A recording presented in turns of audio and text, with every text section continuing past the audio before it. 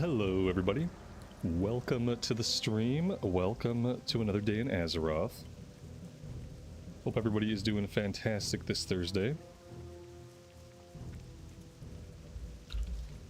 It's State of the Azeroth Address Day. Today we're going to learn all about the state of Azeroth.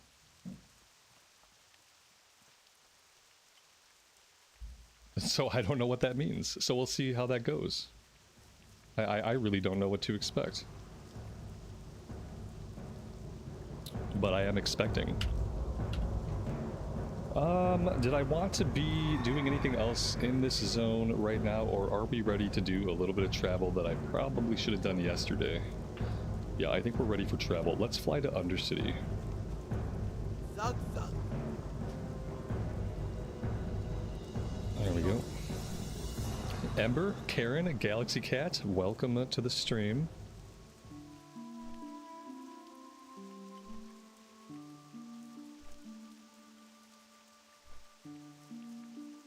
The state of Azeroth. What do we think that they want to tell us now that they can't wait to tell us until September? Because they're having a real-life BlizzCon in September. I can't imagine they would blow any, like, really big reveals. Unless BlizzCon is going to be mostly about, like, other IPs. Like, maybe BlizzCon will focus around, like, StarCraft. Oh, please, God, let there be new StarCraft. Any kind of StarCraft. And maybe it'll just be, like, other games, other IPs. Maybe there will be less focus on WoW stuff at the BlizzCon. Probably, Amber says, probably nothing important. Oh, well, they've made a big deal about it. It better be something mildly important. Because I think it came out of nowhere. You know, one day, the way I found about it was like, one day I woke up and it was on my BattleNet. Well, I didn't know about it before that. So they made a big deal about it. It better be something important. Where do you watch this State of the Azeroth Address? I opened BattleNet and I found the banner and I clicked that. That took me to a blue post with a link to the YouTube waiting room. So now I'm in the YouTube waiting room. I was entertaining myself by watching some of that chat. That chat was fun. Glad I don't have to moderate it. JD, you think it'll be a teaser? Maybe a hint about Classic Plus? I mean, there's nothing for them to tell us about TBC. They don't have to, like TBC is not a... And you know, there's nothing to talk about, right? We know when the release date is. For me, like, I hope they don't waste any breath talking about TBC or Classic Era. Like, if they're going to talk about Classic stuff, they should talk about Classic Plus. Unless they have, like, a new season. Like, but they shouldn't bother. There's nothing to talk about with TBC. You know what it could be. And what they should probably talk about a little bit. And that they could, this is something they could talk about in a state of Blizzard, that it would not be a BlizzCon thing because it's not very exciting necessarily, depending on what they do. But they need to talk about what happens after MoP. A State of the Azeroth Address definitely includes, like, the state of Mist to Pandaria and the state of Progression Classic that started back in 2019. Like, that's good material for a State of the Azeroth Address. What happens to Progression Classic? Now that it's in MoP, and now that MoP is, like, you know, I think MoP has one more content patch left. I just don't know if anybody really cares about that or not. So I hope they talk about that. I think that'd be good. You know, because, you know, depending on what they decide to do, if they're like, yeah, it's over, characters are going to retail, that's not BlizzCon worthy. You know, that's kind of depressing for some people. So, you know, depending on what they do with it, this would be a better way to talk about it. Or possibly they just don't know. Maybe they're not sure what they want to do with it yet. Maybe they want feedback on that. And that would be a State of the Azeroth Address would be an okay time to talk like that. Like, listen, we don't know what's next for MoP. What do you guys think? Here's a new survey. Why don't we just do game by committee? We'll figure this out. So we all love that. So yeah, we'll see. I don't know. I don't know what it could be. I guess it could be more information about Midnight. You know, because by the time BlizzCon comes out, like, Midnight's going to be a thing of the past. But is there anything we're waiting to learn about Midnight that we don't already know about? I don't think they're hiding any features on us or anything like that. Like, have we seen much about the Heronir yet? Like, are the Heronir playable on the PTRs? Like, Has anybody like been able to log in and play one? Like that's not an announcement either. That's just like, hey, this is coming. Whenever you beat the main campaign, you'll be able to level a hair in here. We already know all that, so I don't know what it could be. Ember, you don't know anyone that plays MoP anymore? That's because you're in a TBC guild. That's because everybody that you do know, you know, together you all quit MoP, and you came to TBC, so that makes perfect sense. I don't know anybody that plays MoP either. Unless some of you guys play MoP. But I don't know you from Addons, so... let's see, from here we are going out to the Zeppelin. Sorry. Towan, good morning, buddy. Welcome to the stream. Wayne, thanks for joining us. Lorraine, good morning to you and welcome.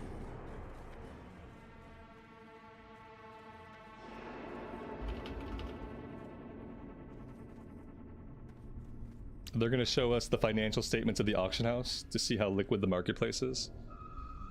They could do that. They could count the votes again to see if we really elected Terrellion as a leader of Stormwind. You know, like maybe there was a miscount.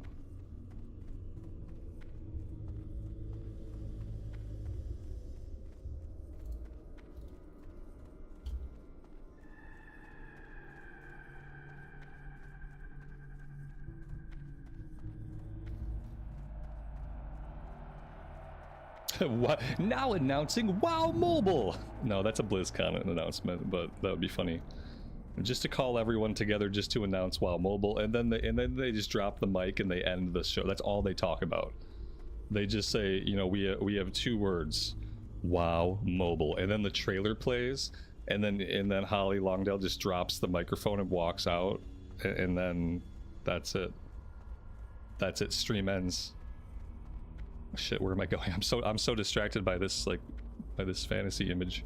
I'm gonna go to the Zep now. That would be painful. I mean, it would be funny. It wouldn't hurt me at all. You know, if they want to announce a WoW Mobile, that doesn't hurt me at all. I don't know what I don't think I could really benefit from it. If it was classic mobile, then I could do my professions. I love to sit on my couch while my wife plays Hades 2. Or my kid plays Pokemon, and then I could just be on my phone doing my professions. I could be there fishing, you know, I could sit on my couch and I could fish while like throwing the ball down the hallway to my little dog. Like I could be fishing, he could be fetching, fishing, fetching, fishing, fetching. It wouldn't hurt me at all, but it doesn't help me unless it's classic, really. Because even if I play a bunch of retail, like I'm not going to do professions. And in retail, professions are so involved that I feel like you probably couldn't even do it on your mobile phone. I need my full keyboard and my mouse. Just to navigate the profession interface, like, requires keyboard and it's so complicated. We all have phones. No, I do. I've wanted to be able to do my professions from my phone for a long time. Failing that, at least getting Classic onto Game Pass so I can sit on my couch and I can do my professions, like, from my couch. You know, just the stuff that I don't really feel like devoting a lot of time to when I can actually play the game. I could run around and mine minerals on the Xbox just fine. Or on my phone, for that matter. But I don't think that's the state of Azeroth, you know what I mean? The state of Azeroth address is not necessarily about announcements. Maybe we should think about it more like that. It's, you know, BlizzCon is announcements, exciting news, big stuff. State of Azeroth, I mean, that has a different vibe. I don't know if we'll be hearing anything that could be considered an announcement, you know? I don't think that's what this is. Interesting. Yeah, what do you want? Where is the Zeppelin now? The Zeppelin should have... I just missed it, right? Of course I did, right. We all do have phones, yeah. And some of us would use them for that purpose, and some of us wouldn't, and that's okay. They should close the Sod Realms. Like, shutting down the Sod Realms would be a good idea, for a lot of reasons. That could be State of the Azeroth address. Just say, hey, you know, this is what we're doing with the Sod Realms. They're going bye-bye. As of this date, you won't see them anymore, etc., etc. That's the kind of stuff that I think you would hear about in a State of the Union, a State of the Azeroth. So yeah, and they need to get rid of those servers, or they need to hide them, or they need to lock them. You can't still make characters on a SOD server, can you? How horrible would that be? If they don't want to delete the SOD servers, they need to lock them from any future character creation. I've had too many people come into the stream, you know, when they were trying to get into Anniversary Classic, and they started playing SOD somehow. Or they would ask, they'd be like, oh, is this, it's the Season of Discovery that I want, right? And I'm like, no, no, no. And so if a couple people have come in and they've said, oh, it's the Season of Discovery that I want, right? We've met those people. How many people are out there who had that intuition that we didn't meet? Who were trying to get into Classic, and they ended up in Season of Discovery for a while before they figured out that wasn't where maybe they never figured it out. Yeah, SOD is still available to play, and it can't be. They need to have a date where they should put a date out there, so weirdos who really still want to play SOD can go make all the characters they want, like make every class you could ever desire in your weird little version of WoW that only you play. Let them do that, and then disable character creation. If you don't, I would say blow the servers out, delete them completely. It was a seasonal event. They always said it was going to end. They kept the servers up for a while. It's caused confusion with people coming back to Classic. The more versions of Classic there are, the more confused people will be. And the more confused people will be, the more people will bounce off the game, you know? So we need to just get rid of it.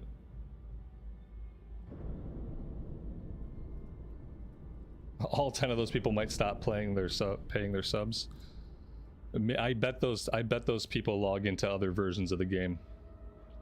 Or if not, then they're new people who just got into that version, and that's the version they play now because they don't have any access to information to tell them otherwise. You know, like one day they're gonna start to look around, they'll realize it's dead, right? They're like, man, WoW is a dead game. I thought WoW Classic was popular. And there's like nobody logged in because it's SOD.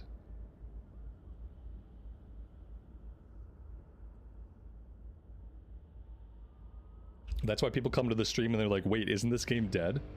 You know, because at some point they logged into SOD and they saw there was nobody there, and they were just like, well, this WoW Classic thing, this game is dead.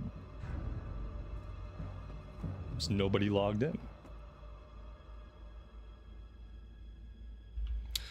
Yeah, so at the end of last time, we got Herod's Shoulders, and we hit 37, so we were able to equip both of those items. And so now basically at this point, we're just hoping to get the Ravager eventually. I'm on a 1 armory run a day regimen right now, where basically I can do 1 run a day as a tank, and that's really all I can stomach. It's hard out there. Tanking is not enjoyable on the Paladin, and maybe not enjoyable at all, but we'll do our 1 run and we'll just keep our fingers crossed for the axe. Katinos, welcome. Tanita, good afternoon, good evening to you. Thanks for joining us.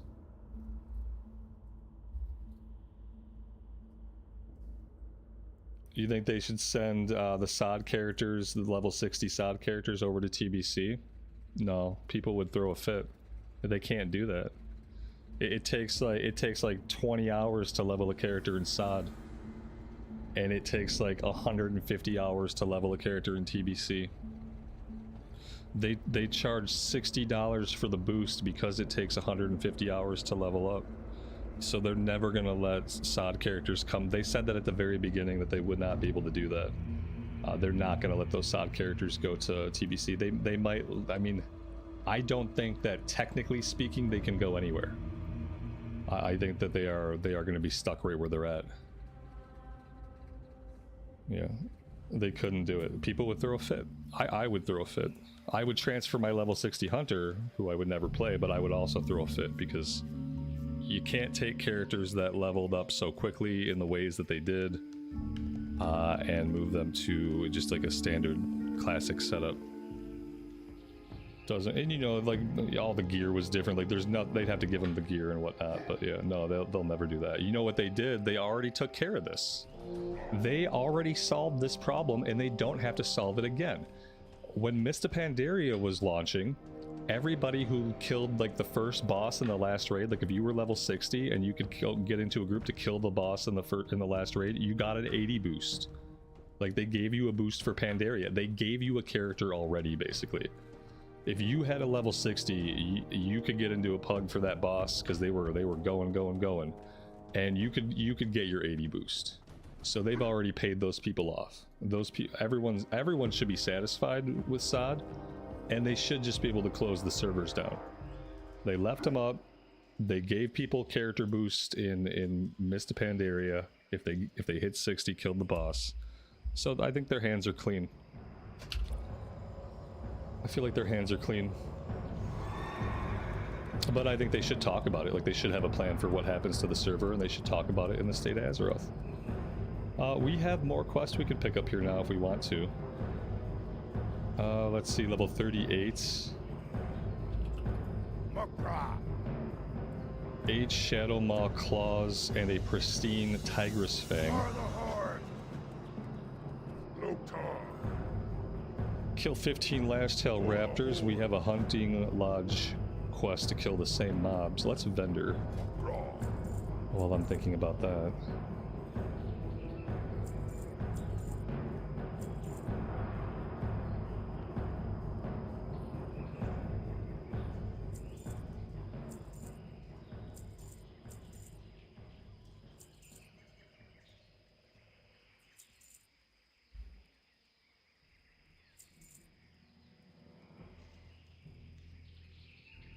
Safe.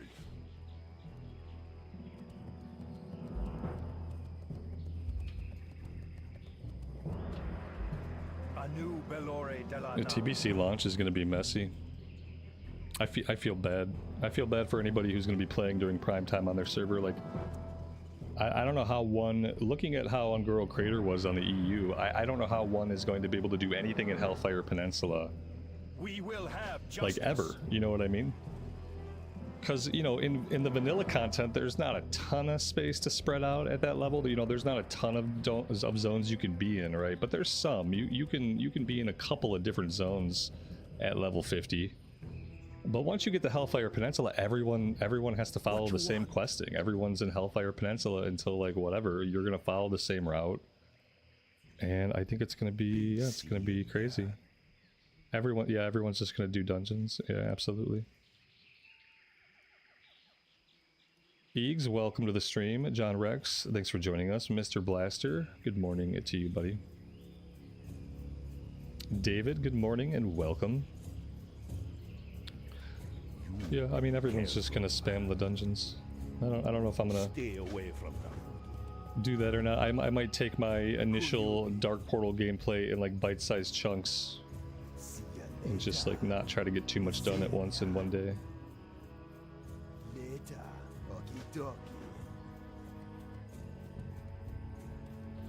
Okay, we have a ton of quests.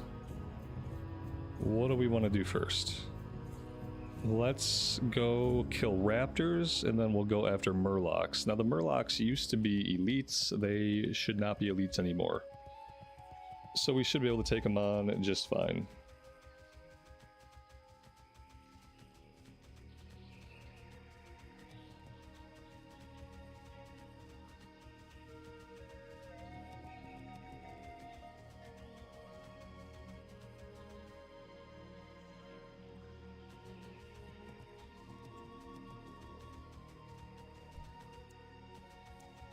These aren't the raptors you're looking for. Why not? Oh, it's just the young raptors. We don't need young raptors. Okay, I see. Unfortunately, we're probably going to have to kill some young raptors anyway.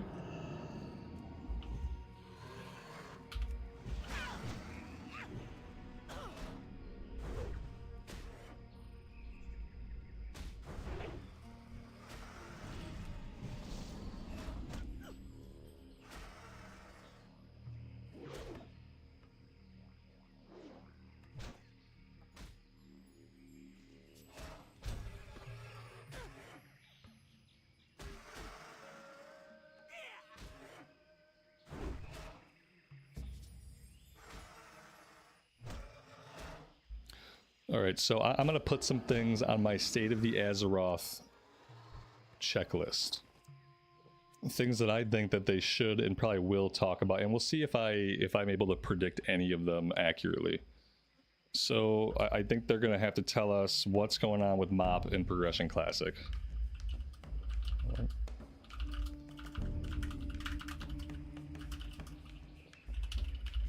Okay. I think they gotta tell us what's up with the SOD servers.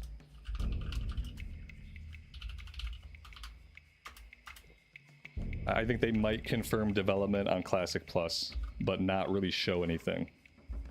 Like, I don't think there's going to be any kind of showcase or big announcement necessarily, but I feel like in some way they will make a verbal confirmation of Classic Plus. That it's in development.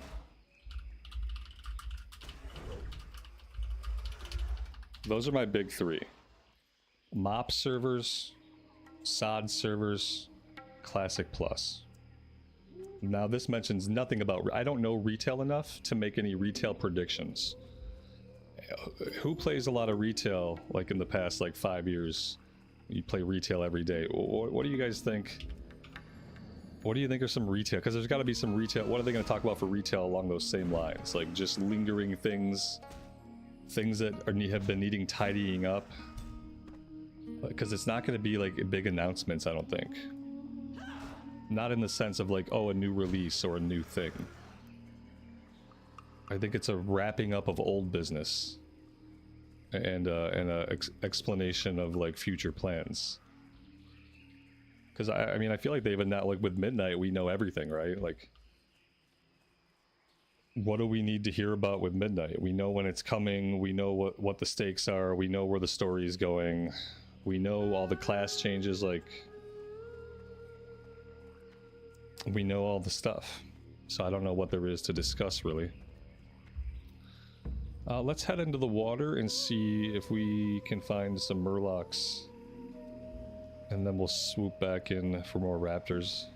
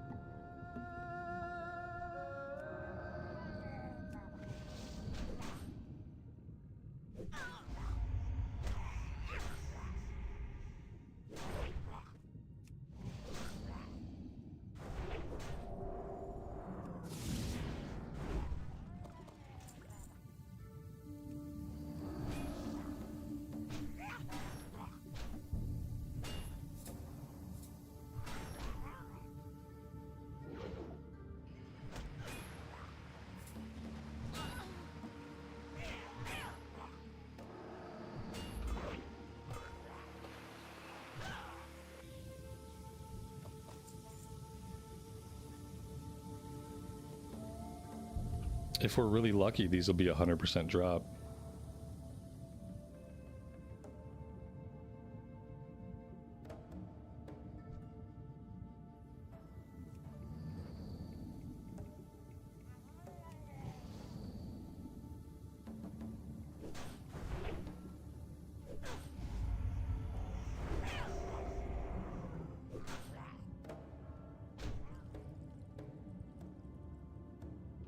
Oh damn, he ran away. Ugh. Ugh. Oh man, we really need like an underwater breathing potion to do this properly. I kind of forgot how deep these guys were. Okay. I mean, we can just do it really, really slowly and try to do one at a time, but it's not looking great.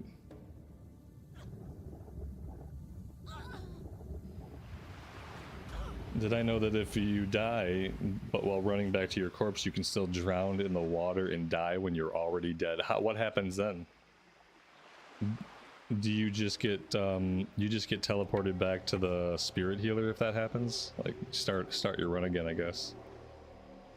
That's painful. I mean, to be fair, you can walk on top of the water. If you choose to go into the water, well, I mean, I guess you get what you deserve. You know, kind of brought it on yourself at that point. Valerie, welcome to the stream. Thanks for joining us.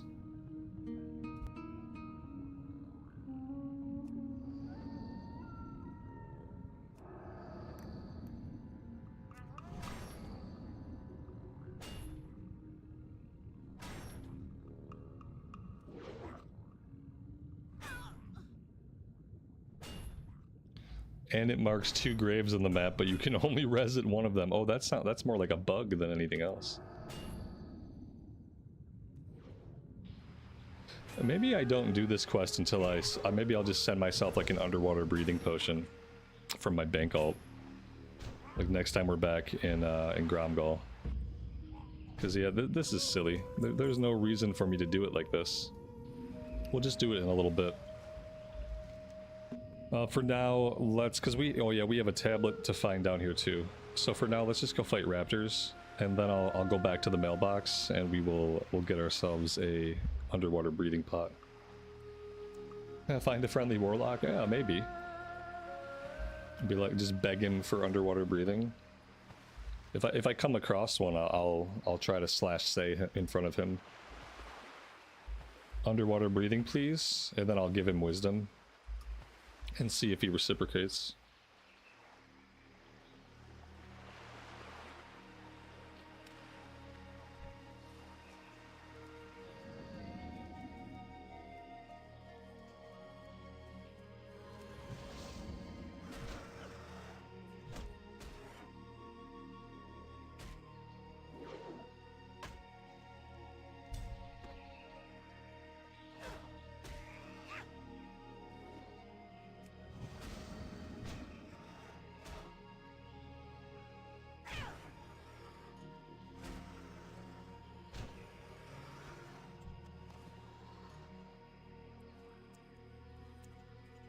Is the spell called Demon Breath? I have no idea what it's called, actually. I know what it looks like.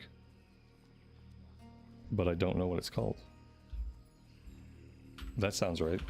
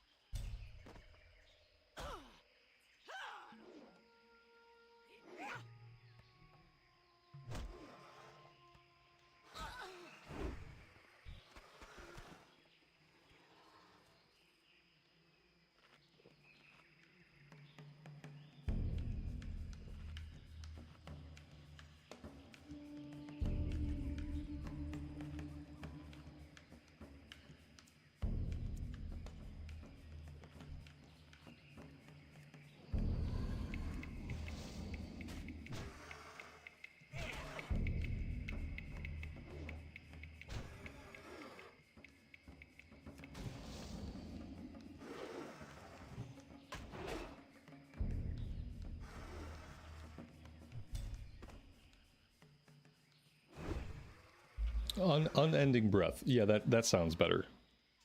Yeah, unending breath. Because I was like, well, what does being a demon have to do with breathing underwater? Really nothing.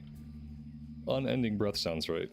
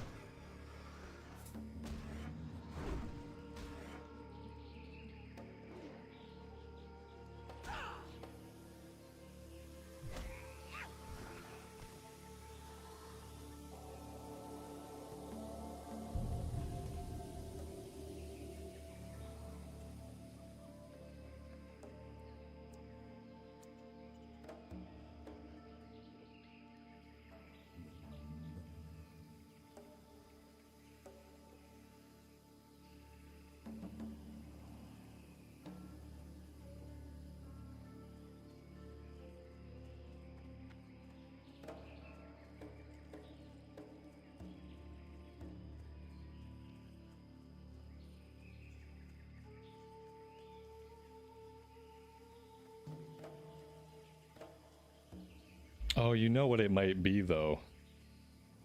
Yeah, oh, I hope it's not. I hope it's not going to be this. Oh no, I hope it's not them just like having these like faux real conversations and these faux real settings where they're like talking about like the philosophy of the design of the game and like waxing rhetorical about their vision. Oh no. I hope that's not what it is. Oh, that's not going to be any fun to watch. Yeah, no, now I'm really worried. It might be one of those video like things where like they're sitting in a leather armchair and there's like a fake fireplace in the background. There's some Warcraft books on a side table. And it's like Metzen. He starts off by talking about like where WoW came from. And then he talks about some of the rough times, like Shadowlands, like maybe even some things in Dragonflight. And then it's like, oh, the new vision, though. The new team, the new vision, the one path, the true way.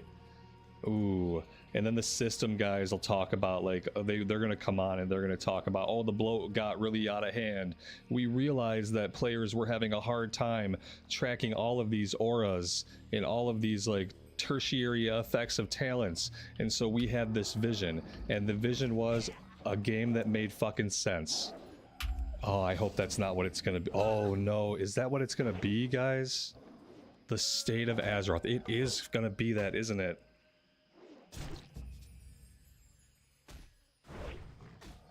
We don't need stuff like that. That stuff's handled, they handled that kind of stuff just fine in Blue Post. They'll have like a nice big blue post for people who want to read it that talks about the philosophy change, and like, in some of it's interesting, but I hate the phony production of those types of videos. I'd much rather read that as straight facts in a blue post when they talk to you about like design philosophy and stuff. I don't want to listen to people wax rhetorical and be self-congratulatory about realizing things and making changes that players have known were necessary for a decade. Like, I can't listen to that. That's the worst kind of like self-congratulatory way to like just go on about something that was obvious to everybody else, but now it's like you turned some big corner, made some big realization that everybody else for some reason somehow, oh, I don't want to listen to that. Ooh.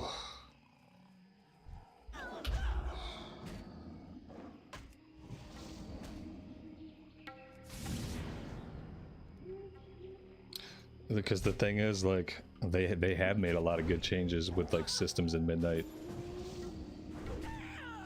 The button purging has been really well on the couple of classes that I've played. Like, it feels like when I read about the way they've redesigned the specs and what the new specs are like, it seems like they're all a lot more approachable from like the standpoint of a human being could understand like what's happening with the spec.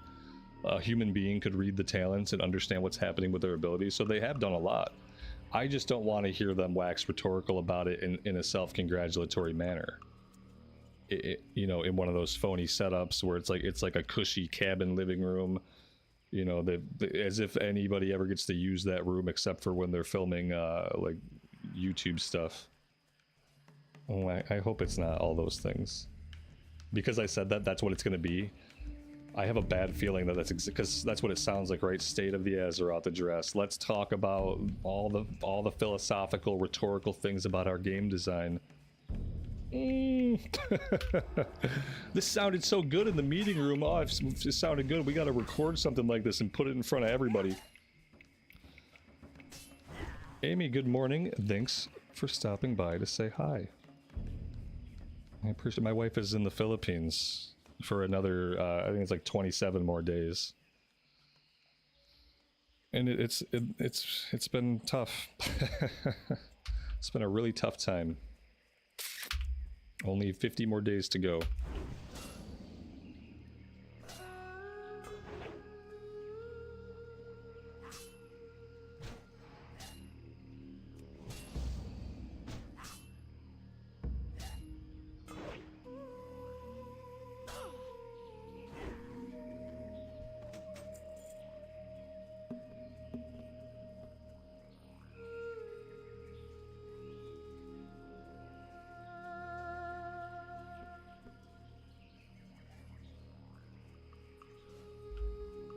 If we turn the stream on at noon and Holly is sitting in a leather recliner and there's a fireplace in the background and a side table with some WoW books on it, I'm not gonna watch it.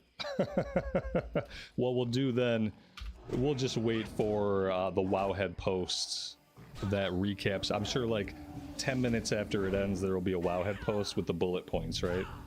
And so if it's what I'm worried that it will be, I won't watch it. You know, I'll just keep playing the game, and then we'll just read the bullet points on Wowhead. If it seems like something normal where they're just going to talk normally about things that might be remotely interesting to players, then I'll watch it and I'll talk about it as they go. We'll see. I'm not going to play it on screen for you guys. If you guys want to watch it, you'll have to click that link yourself. What I'm going to do is I'm going to have it on my second screen with the subtitles on. Every time I play one of their streams, like, you know, like we co-watch it, which I've done in the past with digital BlizzCons, every time we do that, I get a copyright thing. Like, I can't, the video just... So I don't want to deal with that. So it's like anytime I let any of their music play or anything from one of their announcements, like it just Fs that piece of content on YouTube. So what I will do is I'll just watch it on my second monitor and I'll read the subtitles. You guys can actually click and watch and listen if you'd like, and then we can talk about it. We'll talk about the things we have heard once it's over, if we can listen to it. Yeah, Silent Jorgo, that's what I'm hoping for too, like just some discussion of things we don't already know. Not a reflecting upon how we got here. You know, I don't want to hear any reflecting from these people on how we got here. I've been here the whole time on this ride. You know what I mean? I've been on the ride. I don't need, at the end of the ride, whether it's been long or hard or fun, or, you know, no matter what, we've been through a lot of emotions on the ride. At the end of the ride, I don't need someone to stand up in the front of the bus and recap the entire ride to me. I was there for it. You know, I felt the things, did the things, had the experiences. So I don't want to listen to that, and I don't think that has any value. So as long as they're going to talk about actual things that have not yet happened, then we can listen. If they just want to wax rhetorical about how we got where we are and all the things that happened along the way, I don't care about any of that.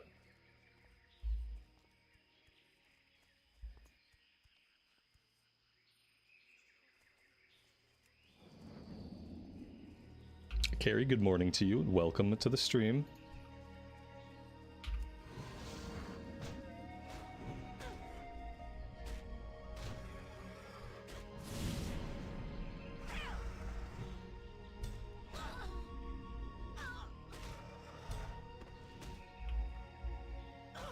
Anthony, thanks for joining us today. I appreciate you stopping by.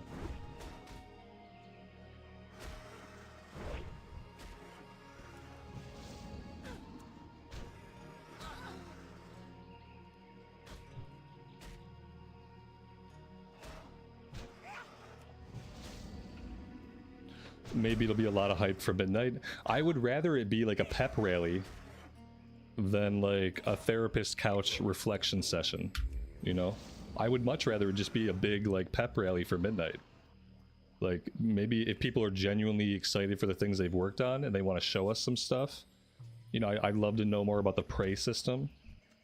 I'd love to know more about future plans for like new specs. If they want to talk about the potential for like new specs, like shaman tanking specs, stuff like that. Like I'd love to hear about like that stuff. I'd love for it to be just be like, if it's just a big pep rally. That'd be much better. I might listen to a pep rally just if they're actually genuinely excited about their work, then that's good.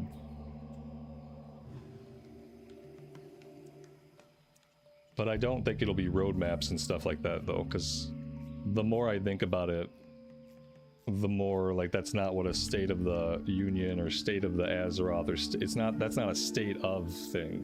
That's an announcement. That's for like a BlizzCon. Or just to be rolled out as its own piece of news.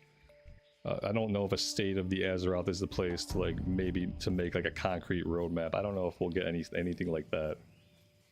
I think if anything with Classic Plus, it'll just be like they'll confirm that they're working on it. You know, like our team is currently working on we're iterating on Classic Plus. Like, maybe they'll say the words, right? I think we will hear the words Classic Plus come out of somebody's mouth. That's on my list. That's if it's not the reflection therapy session, you know? But I think it's gonna be one of those things. I guess the pep rally is the third option. It could be a big midnight pep rally. That would be okay too.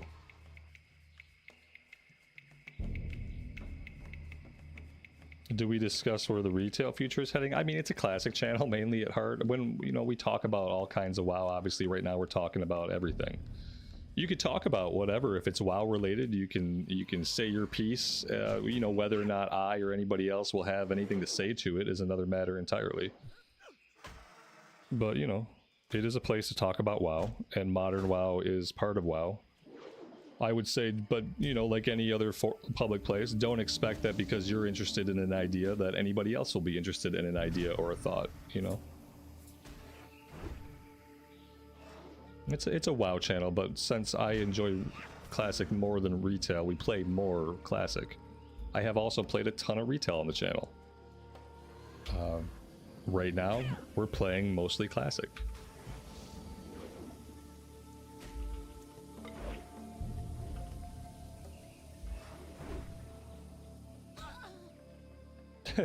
I just got Microsoft is forcing us to shut it all down. Good night, everyone. I don't know about that. That sounds like somebody's wishful thinking. State of the Azeroth. It's over, folks. It's over.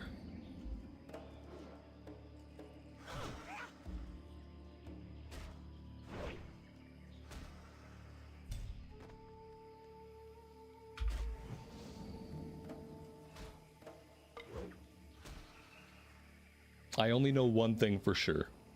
Whatever it is, and whatever they say, a lot of people aren't going to be happy with it. That's all. That's the reality. Whatever they say, whatever it is, a lot of people are going to be on the internet and they're not going to be happy.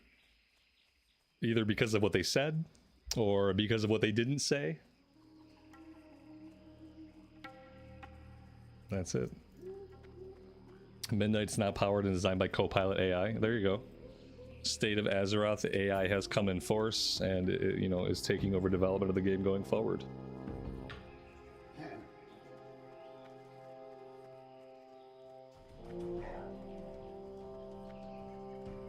We'd like to introduce you to your new AI overlords. Blood and thunder.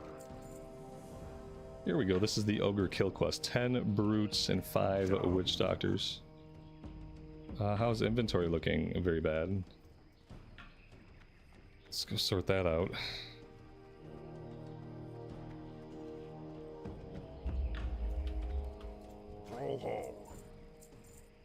Oh, I want to set myself an underwater breathing pot before I forget to do that.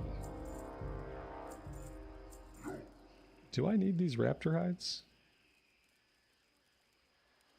Am I selling items that I actually need? That didn't happen. No, I turned that quest in. We should be good.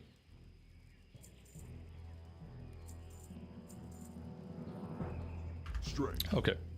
I gotta send a little bit of money to my bank alt. Mailbox? Why is the mailbox way over here?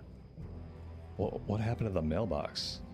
99% of the time the mailbox is just by the inn. Here it's by the front gate to the town. It's a good way to get your mail stolen. It shouldn't cost very much. I just don't think the bank alt has any gold at all. Do I have any other stuff I want to send? Oh, I'm gonna send through these. Maybe I can put those on the auction house. Oh, you know what? I need some of them. I need 10 of them, I think. Let's do that. Oh, it didn't do it. Split the stack. Okay, there we go. There we go. Anything else? Nope.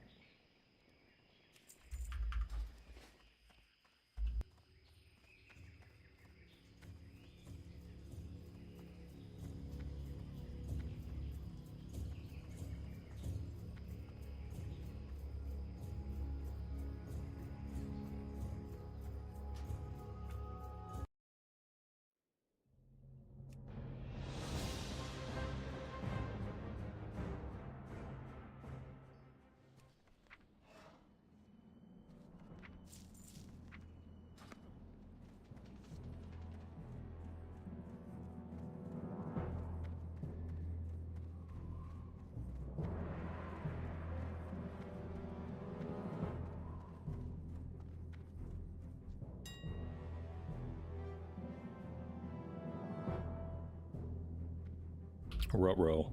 Underwater breathing. Huh. The hell is it called? And tell me it has some really stupid name.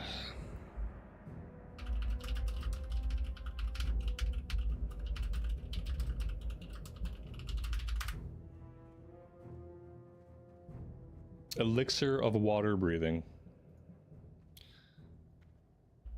Elixir of water breathing. Aha. Let's just buy like a few of these.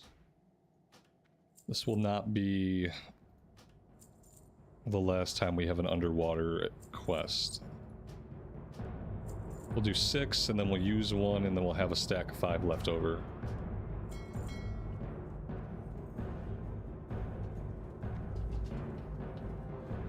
Swim speed? Yeah, I mean, we could do swim speed. Do we need it? I mean, maybe we do need it.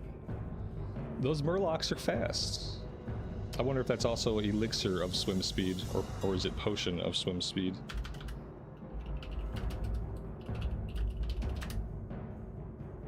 I'm gonna have to Google AI this one too.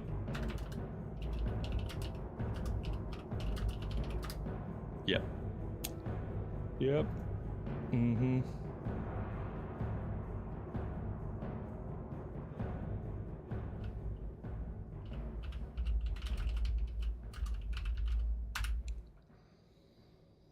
Let's see, swim speed potion. Swim speed potion. There we go. Oh, these are dirt cheap.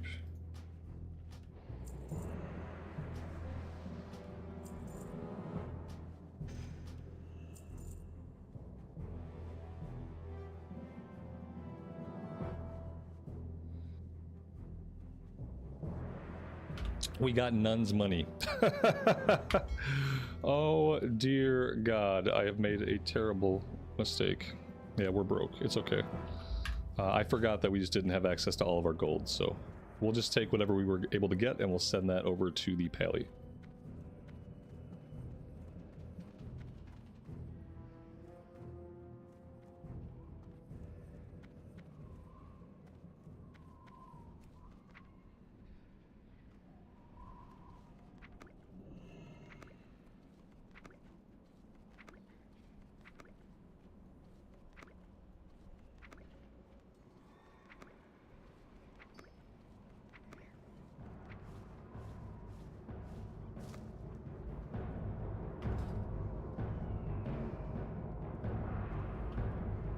Do I think I'll start a hardcore character in TBC? I mean, never say never, but I don't have any plans right now. You know, like no plans right now. But, you know, it'd be cool if the time ever presented itself where I was in the mood and had nothing else relevant to do, then, you know, anything's possible. Let's see. There we go. Boop, boop.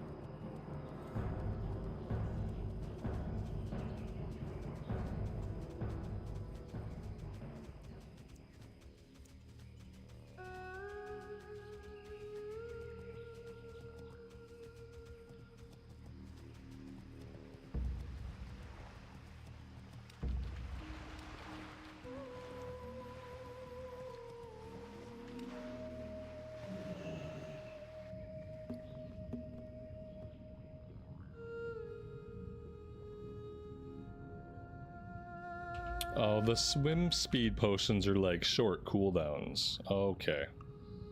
That's why there's... I was hoping it would be like a buff that stayed up for a while. But it's just a little burst of strength, or a little burst of speed for a short while. Oh well, now we know.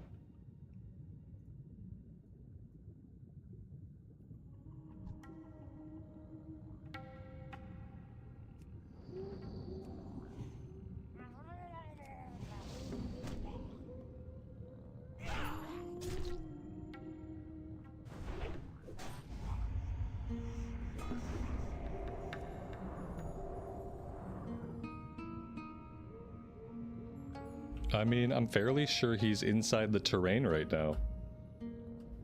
Yeah, he looks like he's in the terrain to me. I don't want to mess with him until he comes out to die. Oh, he reset. Oh, this is lovely. Oh, he didn't reset all the way. He reset a little bit. He restored a little bit. Can we pull him out here? Maybe he won't clip through the terrain again if we pull him this way. Okay, we're good. That was, you know, that was one of the weirder things I've had happen. This whole terrain right here seems like they can go right into this. Like, I have to pull him away because I saw him clip into that as well. It's like the terrain is not really there for them. They're not acknowledging it as terrain. For whatever reason. Some kind of oversight, I would imagine.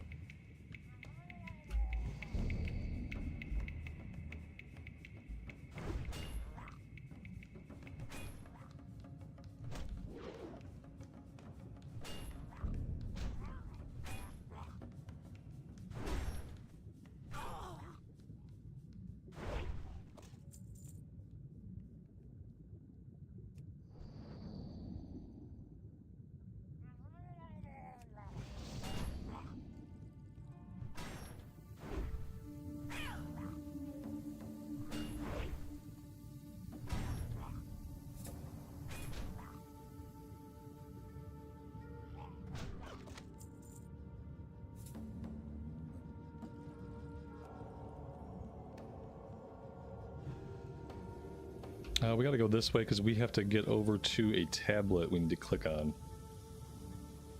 And there will certainly be more murlocs over there.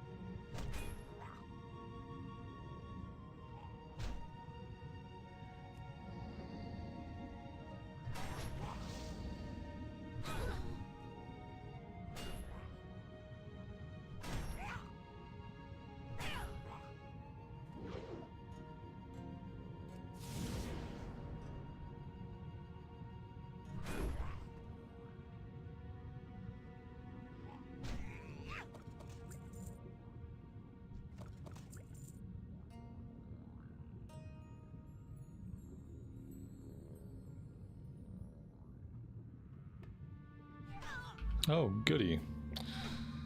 We aggroed a level 40 named guy. Good times. The real question is, are we ever going to be able to leash him?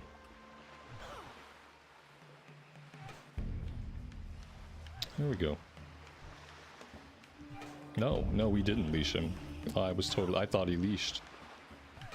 I don't think he's going to.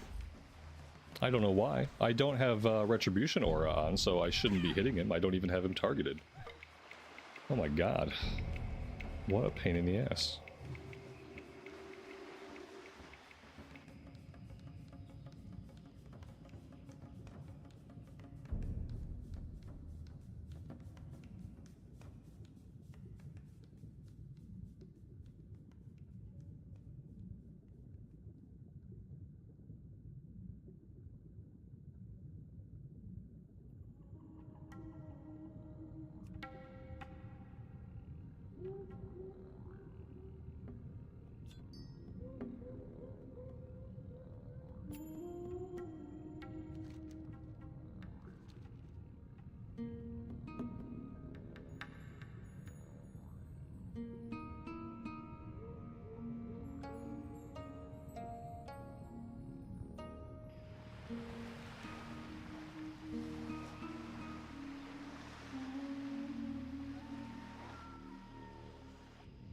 And we have another quest to go out to this little island. So let's go do that. Use the gift of Nias near the altar of Nias. Okay.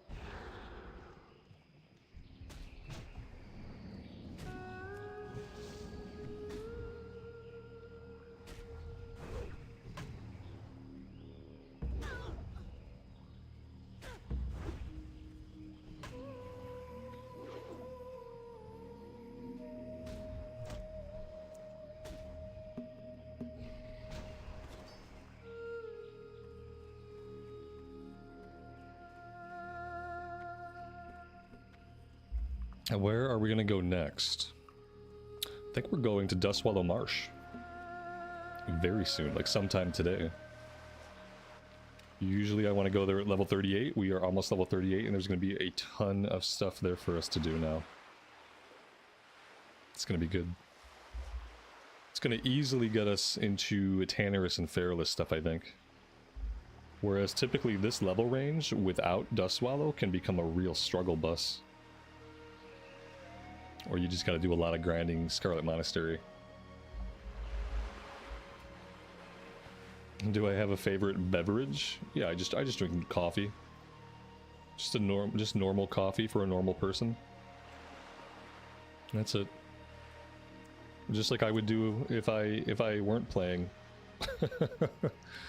Just like I did, you know, I've been drinking coffee since like 7th or 8th grade. Thanks, Mom and Dad.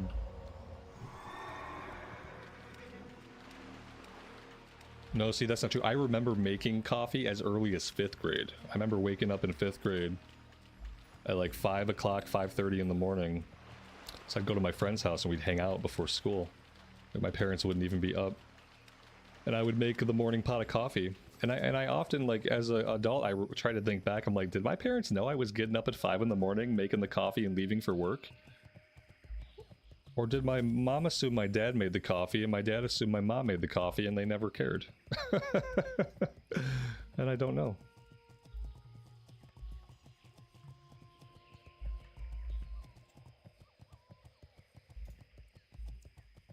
Oh, we don't need this tablet? That's weird. We needed the one tablet in the water, but we don't need this tablet. Okay, do I want to go after trolls right now? I feel like eventually we'll have more stuff to do with trolls, like in this area. And maybe holding off until we do those quests. Or maybe we'll have quests up here. I feel like... Oh wait, we do. We have Shrunken Heads and Bloody Bone Necklaces. Level 37 each. Level 37 for the ogres. Alright, let's go kill these trolls. Let's get the Shrunken Heads and the Bone Necklaces. The ones up top can drop either. These lower level ones looks like they only drop the necklaces. So we'll go up into that ruined city.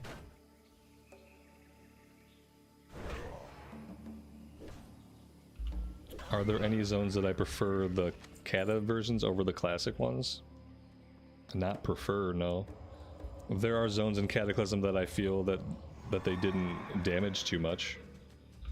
Like there are zones in Kata that I feel are like that feel good to level up in, but none of them that I would say like, oh, I would take that over the classic version. All the classic zones were great. They didn't need to be overhauled at all in any way. You could add quest hubs. What they should have done instead was they should have kept all the old stuff. And then they should have added some like Cataclysm stuff, but not like anything world changing. And by doing that, they could have fleshed out the old world instead of breaking it. So no, I wouldn't prefer any of the new stuff, but a lot of zones are okay to quest through. It's still my favorite way to level up a retail character. Just take Cataclysm Time Walking and pick the zones in the Eastern Kingdoms or Kalimdor that I like, and just level up in those zones. That's still fun to do. So the zones are okay. Like, some of the zones are pretty good, but they're just not better than their classic iterations.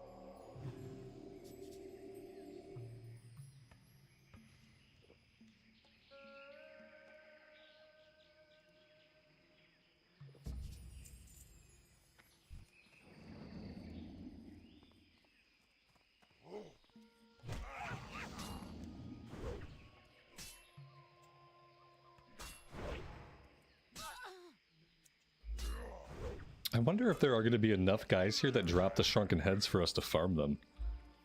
Because it seems like most of the guys here don't. And maybe only a handful up on the top plateau do. I'll work my way up there and we'll see. I'm kind of starting to think... Is there a different area for these trolls? There's really not. Huh. Okay. It's a large number of shrunken heads to only have a few mobs drop them.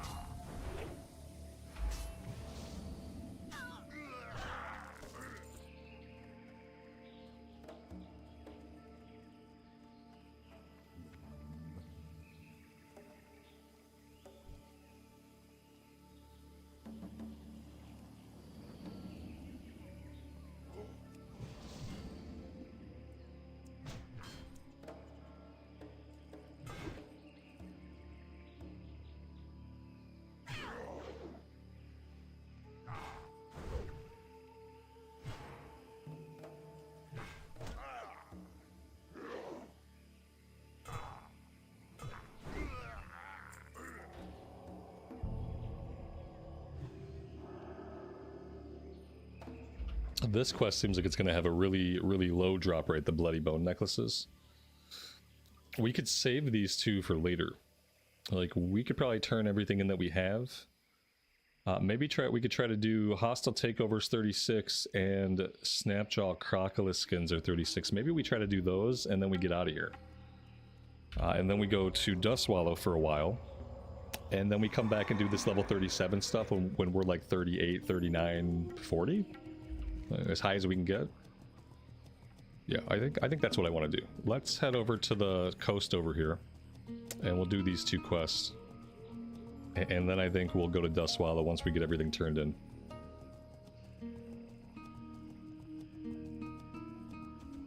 These two quests are going to be a huge grind, and I want to do that when I can kill these guys a little bit quicker.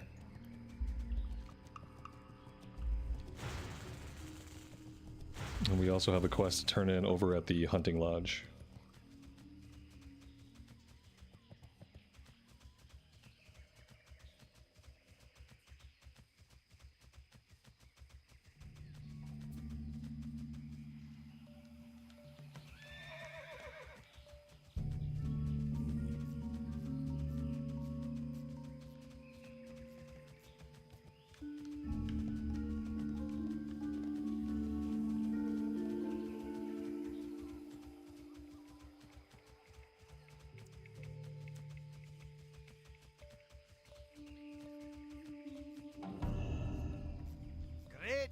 you. See you soon. Need help? See you around. Have a good one. King's honor, friend.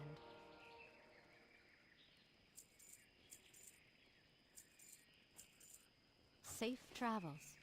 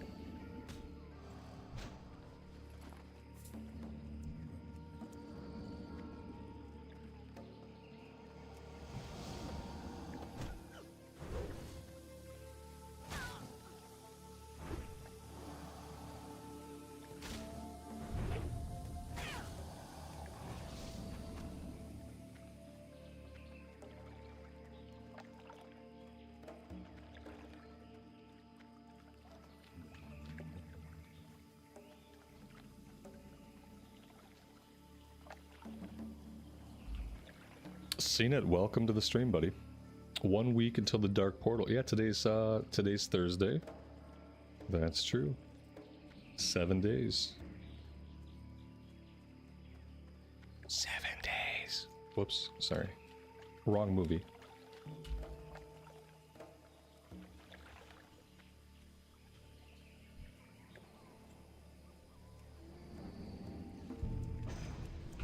Have you missed something, or is that a spade? Yeah, it's a spade. Yeah, a small one at that. It's not even like an impressive shovel. Yeah, it's the shoveler. Yeah. Most iconic weapon that you never wanted to equip until it was a big upgrade over what you had. Oh, trust me, I'm desperate to get rid of it. I am desperate. It's not a spade, it's a shovel. It's barely either of those things. It's like a small gardening shovel. You could plant some flowers with it, that's about it. Or apparently beat mobs senseless somehow.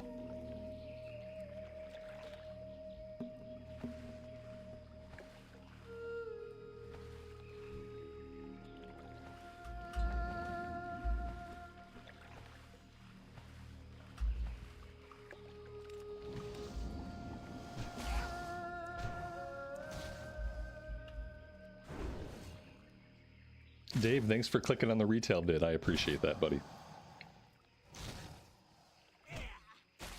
Glad you enjoyed it. It was painless to play too, so that was good.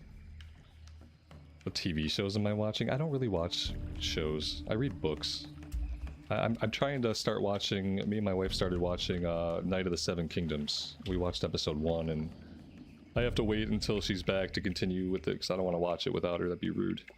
And so that seemed okay. Like, but I don't get into a lot of TV shows. The storytelling and character development in a TV show is it's always going to be subpar to a well-written book series. There's too many external factors that can affect the story that gets told in a TV show that don't exist in books. Like, actors come and go. Sometimes a person posts some shit on social media and they lose their acting job. You know, like, too many external factors. Sometimes the show's not doing well and the story has to end prematurely.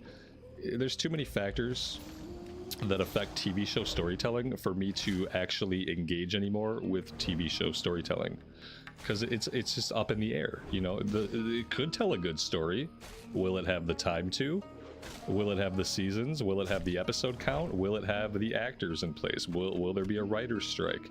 Like, there's too much bullshit that goes into whether or not a TV show story will be good or won't be good, and you can never know ahead of time. And so I just don't really engage with a lot of TV anymore. It just feels meaningless. I'd rather read books.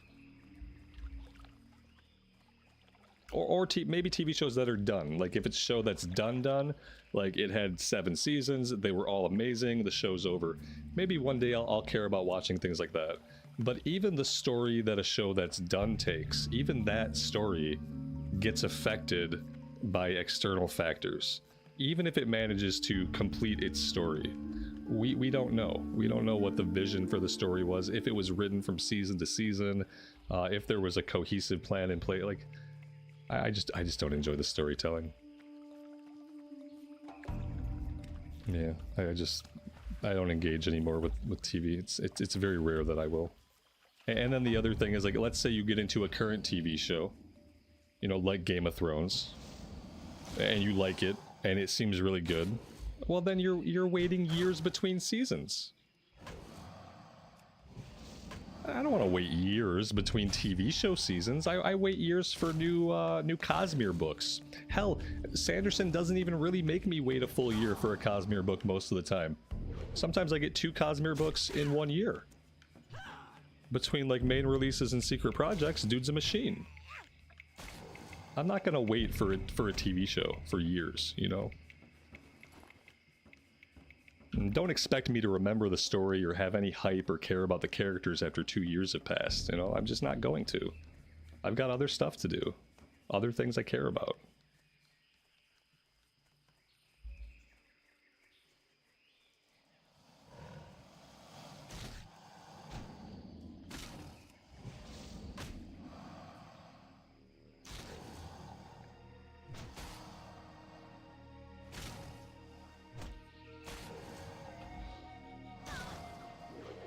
Do I have thoughts on 40k lore?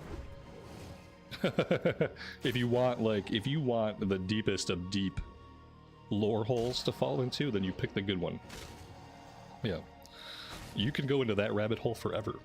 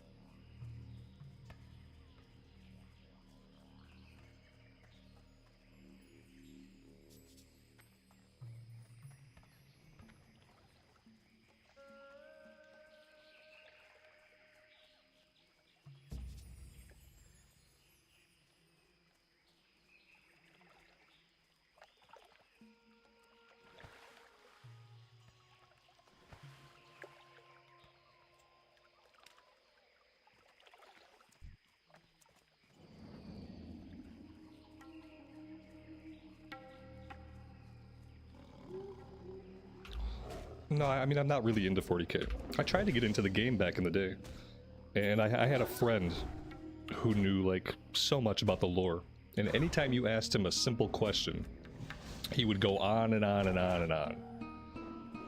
And like some of it was interesting, but he would go so deep, and I had like so little knowledge that he just kind of turned me. He didn't realize he was turning me off to it. And then like same thing with the game rules, like the way he taught us how to play the game was by like thoroughly exploiting the rules to thrash me.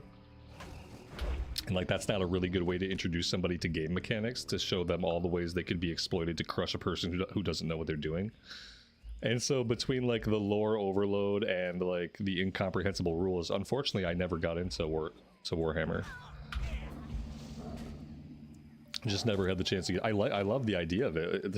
It's cool as shit, but I just never got into it. And at this point, I'm much more likely to like go play Space Marine 2 than to try to pick up the game, like the miniatures game. As far as the lore, like I said, all I know is it's almost incomprehensibly deep, and it's probably very good if you're like just really into reading lore books and stuff. I was a lot more into that kind of thing when I was younger and had more time. That you know, these days I can barely hold the WoW lore in my head. There's not any space up there for any more lore.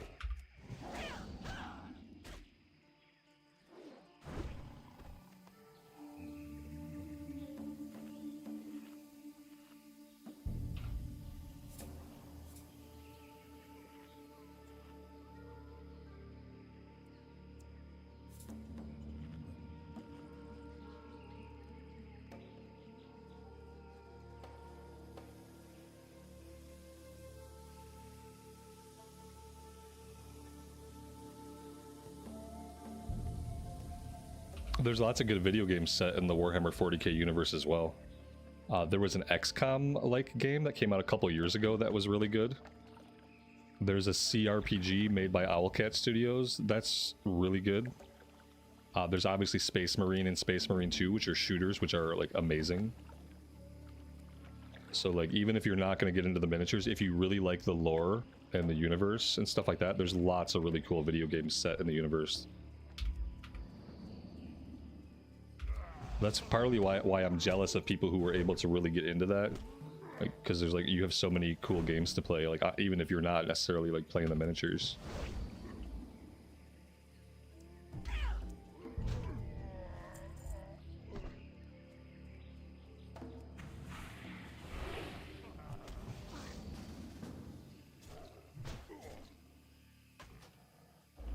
I don't really want a group for this because I'm kind of like ranging all over the place. I'm not just trying to focus this quest down. But while we're in the area, I'll stay in the group. If we start to leave the area to hunt other stuff, then I'll drop. So I'm not going to run circles around here. We have so many objectives we can go after that if there's nothing here, we'll just move on to a different quest and come back.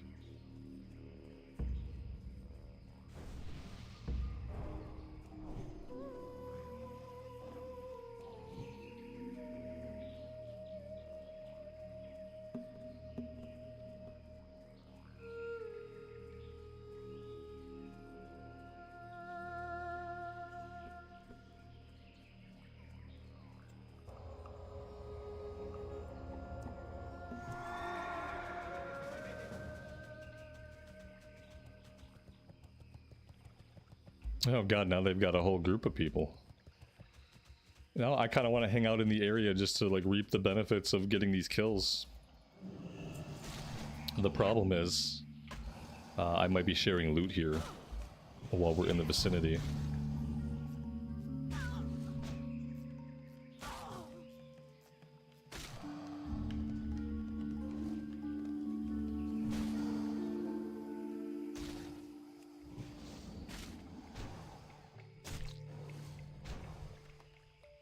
Well, I got to loot that one, but he didn't have an item.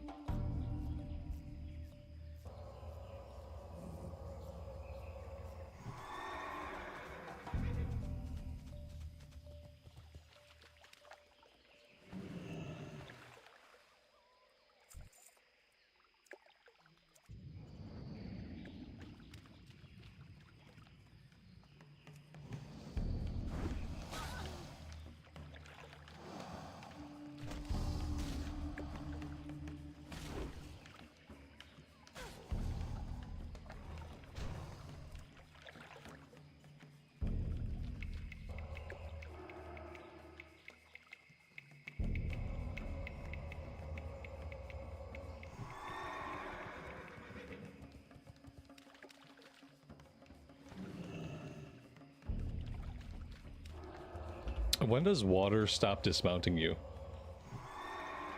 Did that happen in Wrath, or was that not till Cataclysm?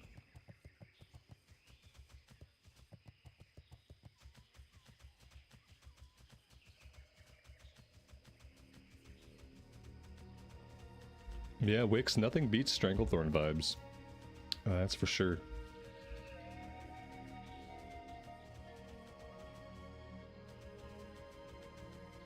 Yeah, there's nothing going on here right now. I think I'm just gonna run up the coast here and focus on other stuff.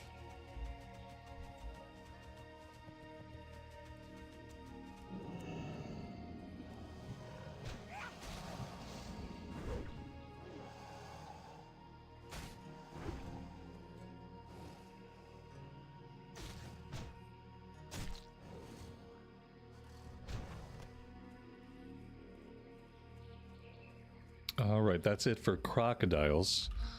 Let's go after the tumbled crystals next.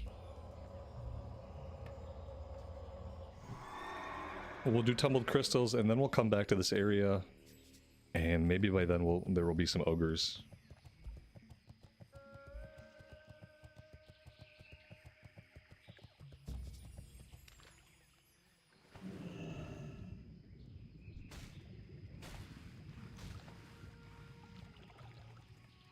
What about D&D? No, I never got into D&D either.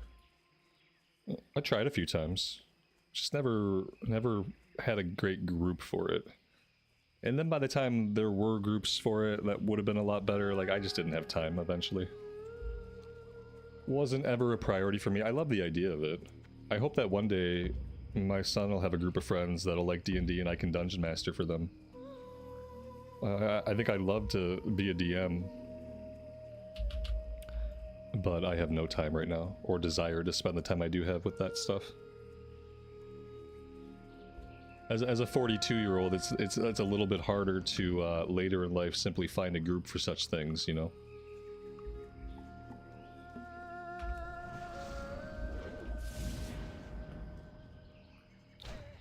Did I talk about the state of Azeroth already? We prophesized some things and talked about it earlier. Yeah.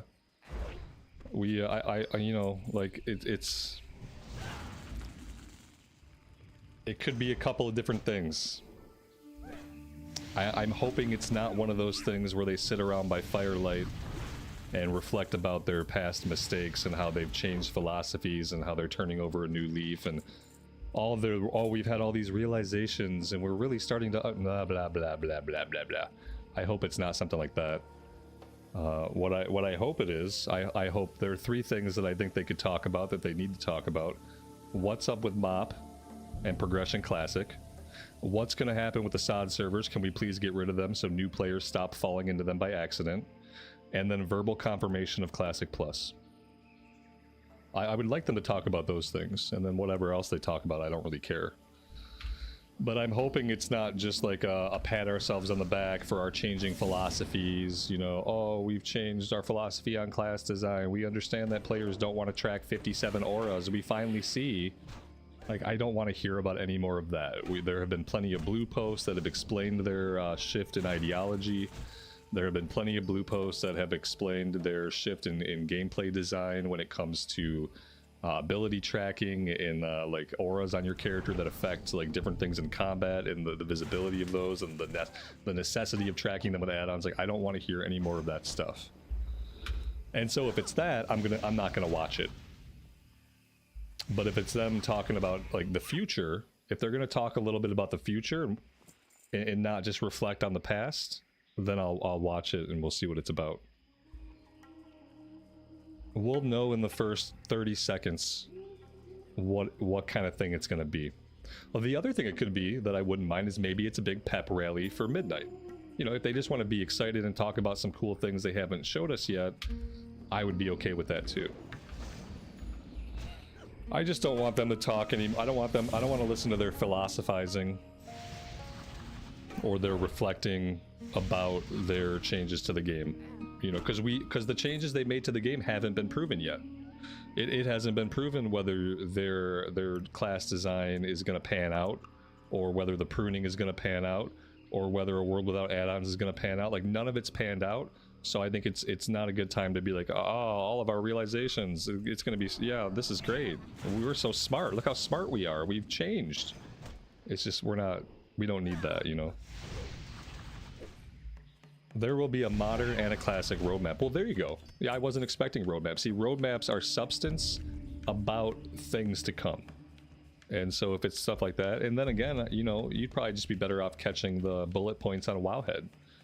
It probably will be all better and easier to ingest if you just don't watch the stream and just wait for Wowhead to put all the information in one place for you.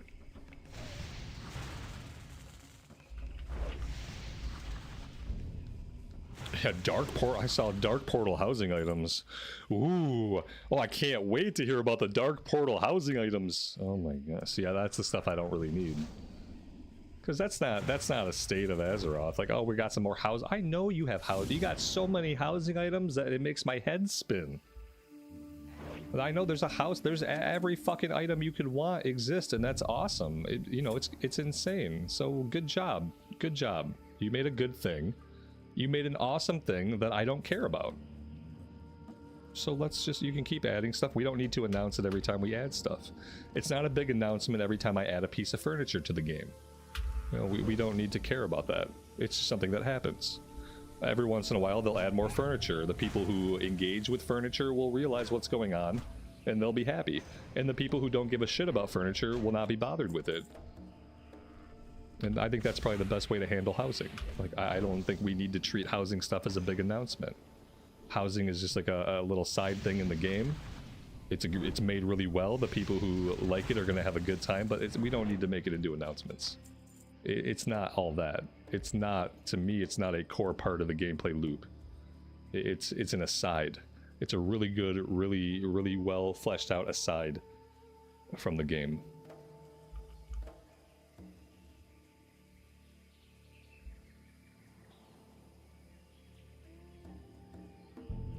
Oh yeah, there's like places host D&D groups. Oh, I know. I've done a couple of those back in my 20s and stuff. I've experienced what I would like to call the pug D&D group. Yeah, I've been there and done that. It's not something that I really cared for. It was fine, like, but it just wasn't. It's, you know, not something that made me want to go back multiple times. Like, we did it a couple times, and yeah. It's, for some people that's a thing. For me, it's not. There's a tabard you can get in pre-patch that is only available on pre-patch. You do one quest, kill mobs. Oh, the mobs. Oh, I don't care about tabards though, unless it does something for me. But the only time I care about tabards is when I need to equip them to get rep with a faction. And the only time I care about getting rep with a faction is when it has like pre-raid bis or bis. And that's the only time you'll catch me in a tabard. Oh my god. Oh my god, another miss. Another miss. That's like 4 misses in a row. Please just hit this mob. Please hit them. And please don't make me use lay on hands right now. Oh my god. There we go. 50, 40. Oh, Jesus.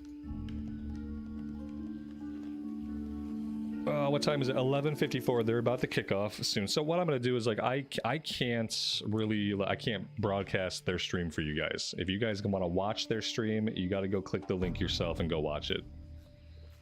If you want to hang out here too, I'd appreciate it. If not, I understand. But I'm going to watch it on my second monitor, and I think I'm just going to read subtitles. Every time I, like, play one of their streams through my channel, I get a little demarker that... it's like a copyright thing because of the music they blast or the commercials they play or whatever. And I don't like it. I don't like getting that little marker on my thing telling me my shit's been demonetized. So I'm not going to play the audio. I'm gonna read the subtitles, and then we can talk afterwards about what we have heard. Or it'll be what I don't want to hear, and I'll just turn it off and I'll keep playing the game, and we'll read the highlights on Wowhead in a couple minutes.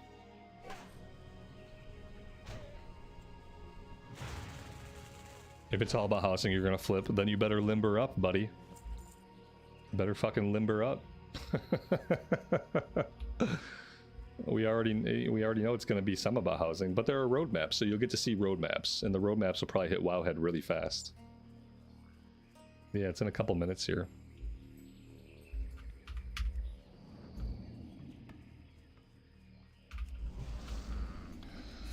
Oh god, what's gonna be the classic roadmap? Oh, if Classic Plus is not on the roadmap at all, it's not gonna be. Like, Classic Plus is not gonna be on the roadmap, guys. Please don't expect that if a year-long roadmap comes out, Classic Plus is probably not gonna be on that roadmap. Oh, so the Classic roadmap might be really sad depending on what's on it. Classic roadmap, TBC anniversary, Wrath anniversary, Warlords of Draenor Classic? That would be that's gonna be a sad Classic roadmap.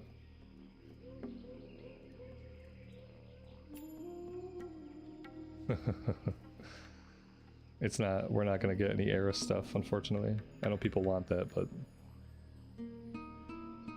Oh, yeah, no, but I think they will verbally talk about Classic Plus.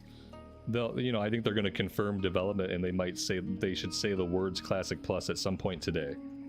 At some point today, Holly Longdale or somebody needs to say Classic Plus. But that's all I expect. I expect them to, like, give it a nod of the head. Yes, this is obviously something that the team is working on, and I don't expect to hear anything else about it. And then even at BlizzCon, I don't expect to hear a lot about it at BlizzCon either. Because whatever it is, it's going to be years away. Yeah, Shadowlands remix. I think that's the big one, right? They need to do a Classic Era remix. Yep. Classic Era remix.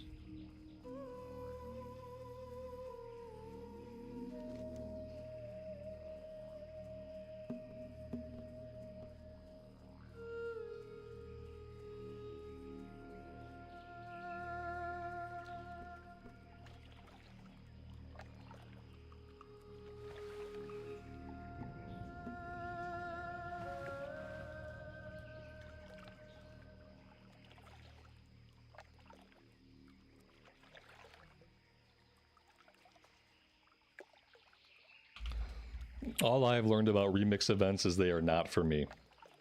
No, I do not care about remix events. I do not care about transmog.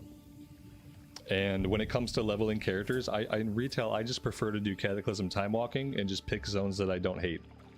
And I just like to learn the class and like just get to know the class, read the talents, stuff like that. Like I'm not the audience for a remix event. And I haven't enjoyed either one of them. I think remix events are probably for like retail mono gamers for the most part.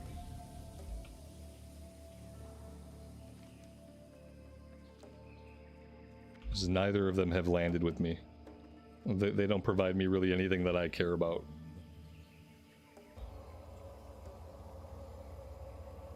Yeah, I'm gonna watch it. I'm gonna read the subs. I just can't stream it for you guys because it's gonna demonetize my stream, and I just don't like seeing that little red mark in my stats. This stream doesn't make any money anyway, you know, let's not kid ourselves.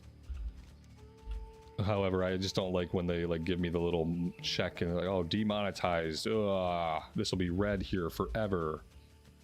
Some fucking 3 seconds of music played and that's it, you're done. I don't like it. So yeah, let's see. I have it up on another browser. Let me. Oh, demonetized. Demonetized. You see? Was that more than 3 seconds? Because I think that just fucked me over. Starting in 30 seconds, guys. If you care about this premiere, you want to be there for it, you go right now. Because it's starting. I don't care about what all the streamers do. I don't give a shit. All I know is from my personal experience, when I play these things on my stream and play the audio, my shit gets demonetized and I don't like it. It doesn't even affect me really at all. I just don't like it. That's it. That's it. It's the personal thing. It's my channel and I don't want it on there. If you guys, it's on right now. Oh god, I'm getting subtitles in every fucking language. Oh, that makes sense. Anybody explain to me why my subtitles are in Arabic? I have Arabic subtitles. That's fucking awesome. Except I can't read Arabic. Well, I'm missing some cool cutscene shit. Let me try to open this in another browser. Do do do.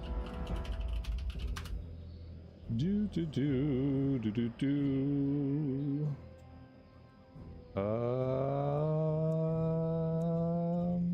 No, it's not. I go on their main YouTube page, it's not even listed. You can't even find it by going to their actual YouTube page. Going to the live, you go to live, it's not there. Doesn't exist. Let me know what happens, guys. Let me know if they announce anything cool.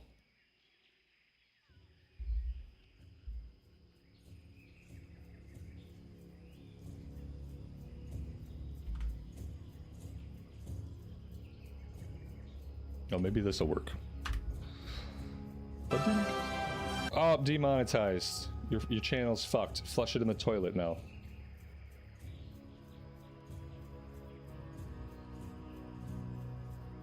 Yeah, I don't know if it's gonna give me subtitles that I can actually read. Or not. No, all I get are Arabic subtitles now.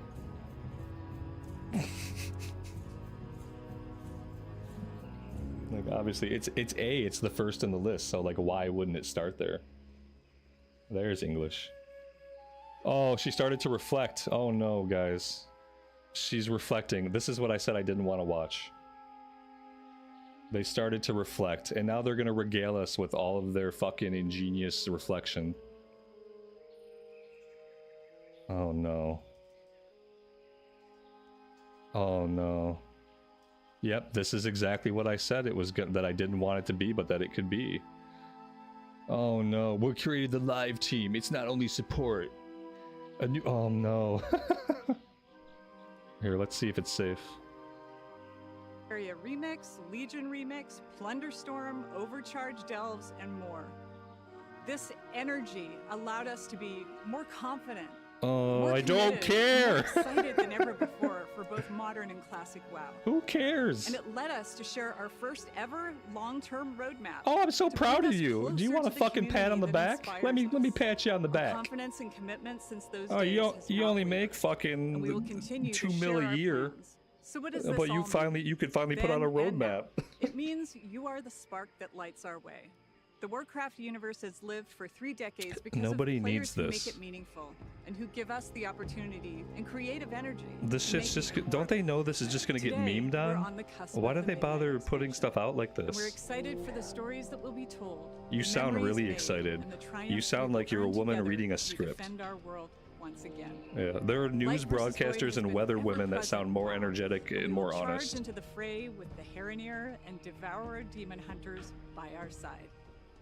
The campaign of Midnight. Like, there is are the kind ladies of on the story local that will news who find sound your like they're heart. more into Whether like you've just caring joined us about the in weather than Azeroth, this lady with sounds like us she gives the a shit entire about 21 Warcraft. years, or But somewhere it's just in because she's between. reading from a Together script. we will experience all that Midnight has to offer. Maybe as we even work sight our way reading it for toward like the third second or and third final time. installment of the World Soul Saga, Like, how many cuts do we called need The to Last record Titan. this? We will learn what it means to carry loss and still move forward. Heroism isn't perfection. It's a winding road of choices we make when things are hardest. Nobody needs And when this, our and like idea this of the doesn't world make is shattered, anything Our better. notion of home will be paramount. Just tell me about the There must be roadmap. time for rest, creativity, and community. In short, housing. We've been asking for this feature since the early days of WoW. We wanted to build it. We knew it had to live up to 20 years of hopes and dreams. No, it And didn't. on I top of wasn't that, dreaming whatever about it for housing 20 started years. with, I didn't it had to be care. poised to grow and evolve over many years and be guided by our players. Here we are, with player housing about to enter full release of the Midnight expansion. During housing early access, you have absolutely blown our minds. In the first 2 weeks alone, you all spent over 4 million hours in your Oh houses my and God. neighborhoods. You guys It's are over wasting your 450 lives. Years. 450, You go placed touch over 14 grass. million decor items in that time. What are you The most doing? gold has been Get spent out on of the your secretive houses. bookcase wall. Go do a Of course, Who 5-man. doesn't love a secret door? I always say, Go out and never level underestimate up a players, character. and Get thank out of you your for proving houses me right now. over They've and trapped over you. again. It's been a beautiful reminder. They that tricked you into everyone spending enjoys four. Azeroth Remember when in their I own said? way. Remember what I said is I got into the housing and I was like, oh my god, this is sucking me dry. And it's like, because I felt like you could spend hours and hours and hours there and then look around and you're like, oh my god, all I've done is hang up curtains in a virtual house for 2 fucking hours. Like, it felt like it could be so easy to just waste your time there. And then she said it. So you guys have wasted 450 hours there. That blew our minds because it's insane. She admitted that it's insane how much time you guys are spending in your house. What you want and what you need to make your dreams real as you continue to explore, imagine, and push the tools to their limits. We'll have more about the updates you can expect in housing in a few moments. If you've played WoW before, one of the coolest parts about housing If you've played when you WoW open up your before, inventory for the if first you time, haven't, how is to did you see get all here? the housing items you've collected without even knowing it because of achievements you got in past expansions. It's like a trip down memory lane. Oh my god. And speaking of memories, let's talk about WoW Classic. Okay. Over the past 6 years, I really can't believe it's been 6 years. Classic has been an expression of love for the early years of WoW. Here we go, Bringing it boys. to you in a variety of The meat and flavors. potatoes. Between our hardcore seasonal and progression realms, you've shown us the ongoing potential of WoW and Classic are limitless.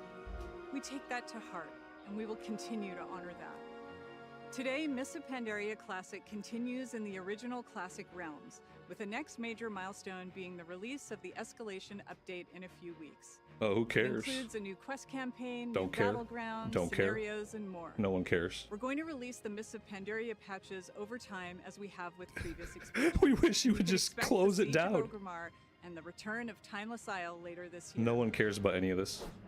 The launch of Burning Crusade Classic on our anniversary realms is also on our doorstep. We already know Another that. round of Illidan taunts and Fel Reaver terrors. Oh. The Outlands, Kara, Mag, and more are coming later this year too. We also launched seasonal Titan Reforged realms in Classic for our players in China. Why? Not only are our audiences between Modern and Classic unique, but so are our WoW players in China. We made those realms for them, based on how they play. Well, good for And them. that's not all we're cooking up. I don't know what the I fuck can say that with means based on confidence how that they all play. Classic players across the globe have a lot to look forward to. How do they play? I'm really excited to announce that... I guess we'll save that for later. So, back to where I began. What is the state of Azeroth? Wait, oh, she It's pretended alive. like... Oh, you guys catch that? She pretended like she was gonna announce something big like Classic Plus, and then they had somebody yell from off camera for her to stop. And she's like, I guess we'll talk about that later. Launch surveys and games so we can get your thoughts and feedback. So no Classic Plus. Listening to you is our commitment. Not in this announcement. We mean it, and we aim to keep proving it. We want to give you the place, space, and tools to play how you want to play and live how you want to live in Azeroth. That's our North Star. I don't want to We live want in our Azeroth. humble I want universe to be the kill place you things go to when you and have a see bit of free content time. and have When you adventures. need to I don't want to live recharge there. alongside your friends and family after a long I day. want to live here, When you need an escape. and then I want to go Let play off the steam game. by conquering a boss, role-playing, now decorating. I don't want to live there. Logging, PvPing, exploring, I'm not that whatever. fucking crazy. Fantasy home in every sense, where strangers become friends and friends become I'm not neighbors. that crazy or that socially And defunct. we have a plan to help those of you I'm looking fine for living in more reality people. and just Those playing the game players for who fun. enjoy the same things in WoW that you do.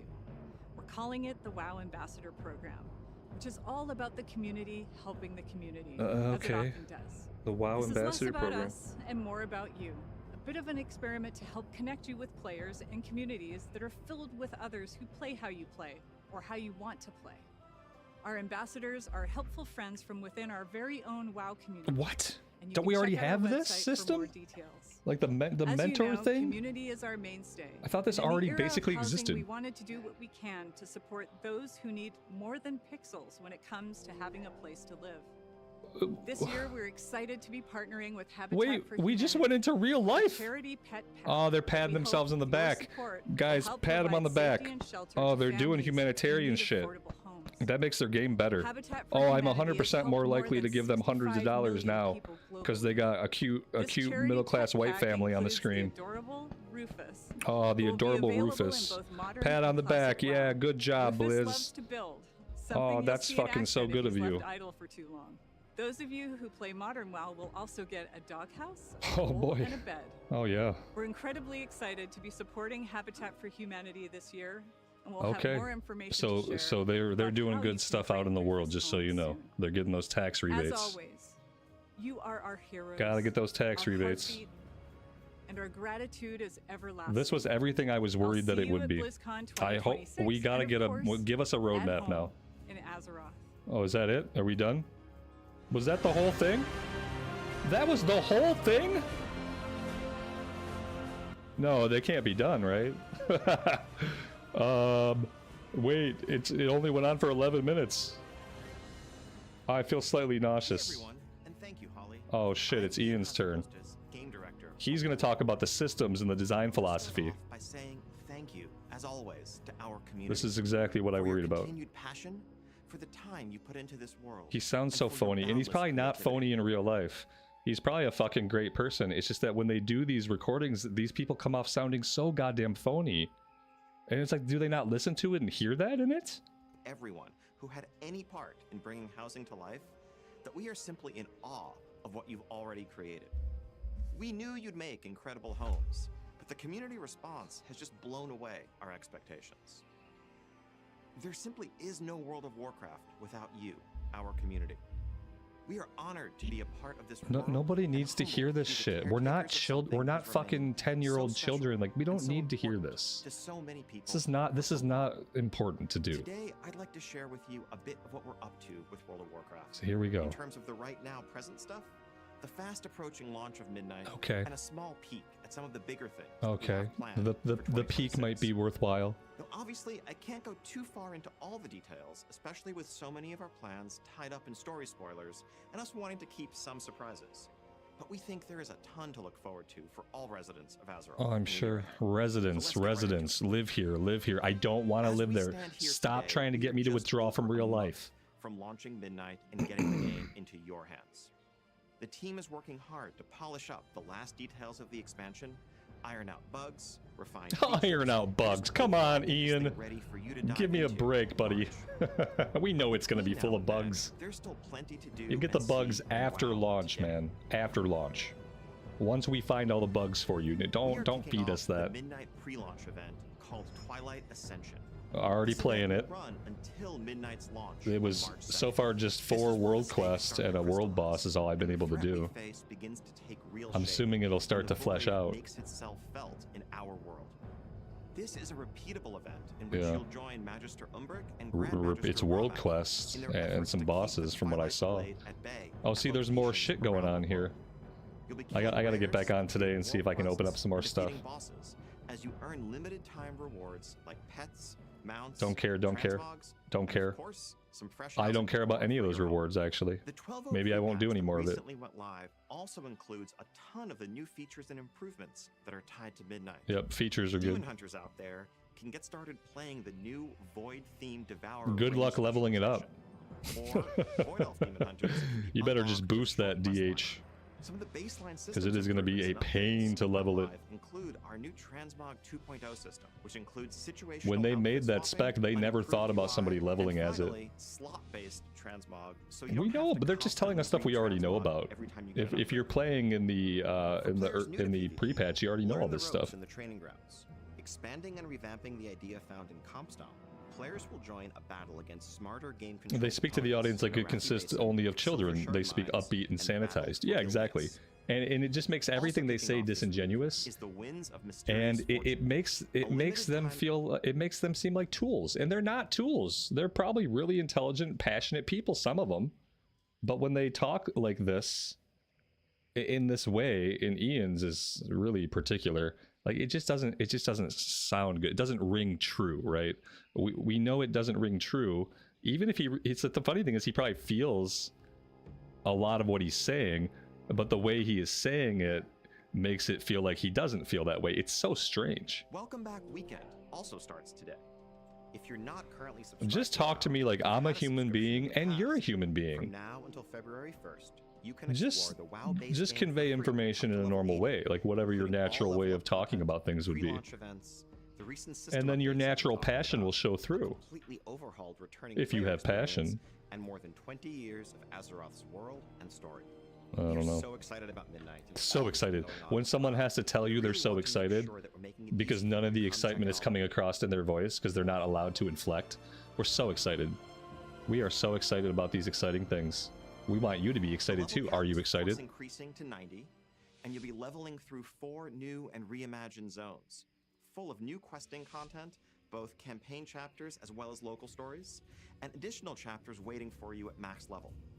Midnight is introducing 8 new dungeons, 11 new delves, and a new delve companion, Like Valera, every as well as the single ooh, race system that Valera. add a layer of Ooh. depth, challenge, and Oh, I intrigue to like your that we'll outdoor get to world do stuff gameplay. with Valera. We have new PvP features coming in. I also liked from what I just saw that they didn't have to go 2020 on her outfit. For those of you who prefer World PvP in War mode. You can also spend some time in the Arcantina, a mystical tavern where you can rub elbows with some big names in WoW lore, learn more about them. and Rub complete quests on elbows. their What does behalf. that mean? Now, a couple of weeks after Like, launch, season stay a 1 while will and kick listen off in dialogue? full. That update will pull the story forward through a host of new content. First off, we have the 6-boss raid, the Void Spire, that really is going to be the beginning of a capstone to the story that we're telling at the start of Midnight. We're also going to have a smaller 1-boss raid called the Dream Rift, as Oh. well as 4 new world bosses in the outdoor world. Who cares? As we kick off our seasons, we're going to have a new pool of Mythic Plus dungeons, Oh, 4 great. new Midnight dungeons, along with 4 Are you going to updated fix Legacy the dungeons, number scaling? our new Delve season, No. and of course a new PvP season where you can test your skills. All and these things are earn like just cutting-edge standard rewards. expansion stuff. And with In this expansion, we are giving you standard expansion stuff. You'll have new zones, new dungeons, new raids, blah, blah, blah, blah, nah, nah. the first time. We know all this already. Now, a couple of weeks after that, we're also going to have a 3rd raid zone. Oh, the March exciting. on Peldanos, a new 2-boss raid that really caps off this initial chapter of the Midnight story and brings us closer to what will come next.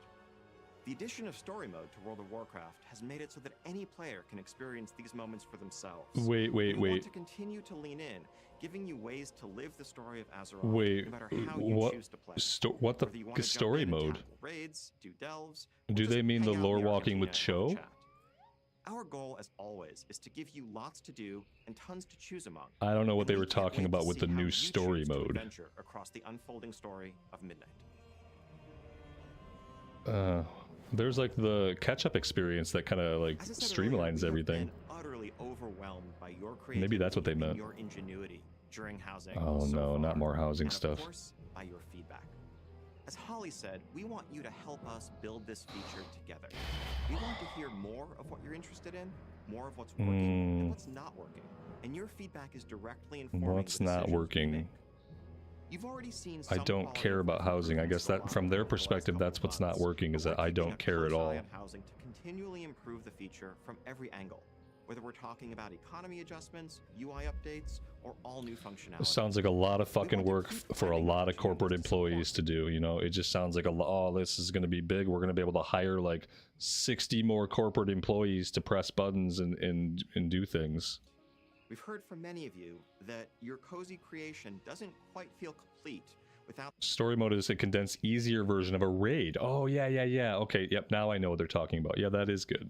those pets there, as well as showcasing more of your cosmetic collections in general. Like, for example, being able to hitch a couple of your favorite mounts up in your yard outdoors. We're working on delivering that as well. We've also seen and heard that as you're expressing that boundless creativity and maybe making something like, say, a grand piano that you cobble together from a dozen different decor pieces, it can be frustrating when you realize that you have your grand creation, but it's not quite in the spot you want it to be in, and you want to move it just a few feet over to the side. Right now, you pretty much have to deconstruct and reconstruct the thing to do that. Well, we want to make it so that you can just click and drag, mass select the multiple pieces, and move them over. While we're at it, let's also have the ability to copy and paste, so if you want to I mean, the work that they're doing on housing and the way they've built housing is absolutely amazing. I don't want anybody here to think for a second that I don't believe that they've created something truly great and unique and powerful.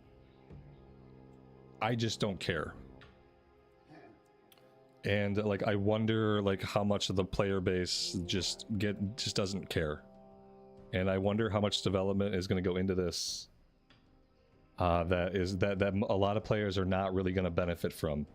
for interior and exterior placement continue to Because it's increase. obviously a Some of that really is the product big focus of deeper learning development about right now, technical like a limits on the scary system, big but also just focus. the Like, desire how are to the give dungeons? How are ongoing the progression raids? as you're able to How is the level your open world house more content? and more. What about the praise system? What about open world? Like, this is a big focus For housing as for well. something that I don't Once care about at neighborhood all. endeavors go live It's scary. With Midnight Launch, we'll be paying very close attention to just how they liven up your neighborhoods and how you interact with them to determine how best to support Like, the things you last want to thing see people from should that want to do feature with the launch of a going new forward. expansion is sit around in their All of player this house is neighborhood. just the ground floor You for should want to housing be in out doing Warcraft. stuff, exploring This new is the zones and foundation new of a future content. that we want to be a reflection of your Oh man, life and I time can't in wait to get Azeroth, back to place and we're these serious these about expanding bookshelves. it and improving it alongside you in the years to come. So again, thank you so much for your passion and your feedback so far. Keep telling us what you want from housing, and we will keep listening, and we will keep it coming. Oh, they're gonna keep it coming. Now, it's time to get into the content updates you can look forward to beyond the launch of Midnight. We have a few things to share today, starting with more specific plans, and then getting a bit more vague as we move later into the year with details to follow. So first off, shortly after Midnight's launch, patch 1205 will hit our public test realm. This update finds us in the immediate aftermath of those Season 1 raids, which, would you believe, didn't quite fully resolve the threat that Xal'atath poses to Azeroth. And so we're going to see void They're gonna assaults get into the begin to nitty-gritty pop of their up whole roadmap across here. the outdoor world. Like, just leave These some will bring new enemies for surprise. us to Like, fight, don't new reasons spoil to everything rally for to me. defend Azeroth, and of course, new rewards along with it.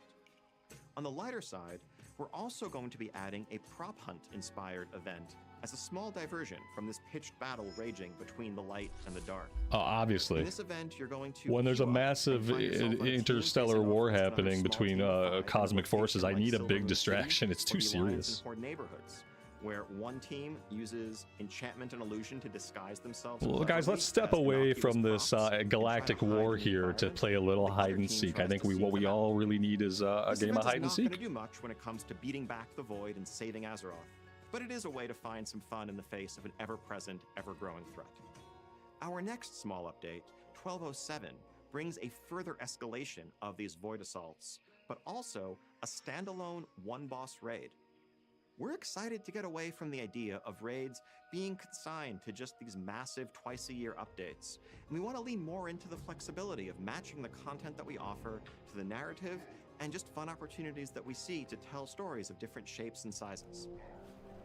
All of this brings us to the first major Midnight content update, 12.1.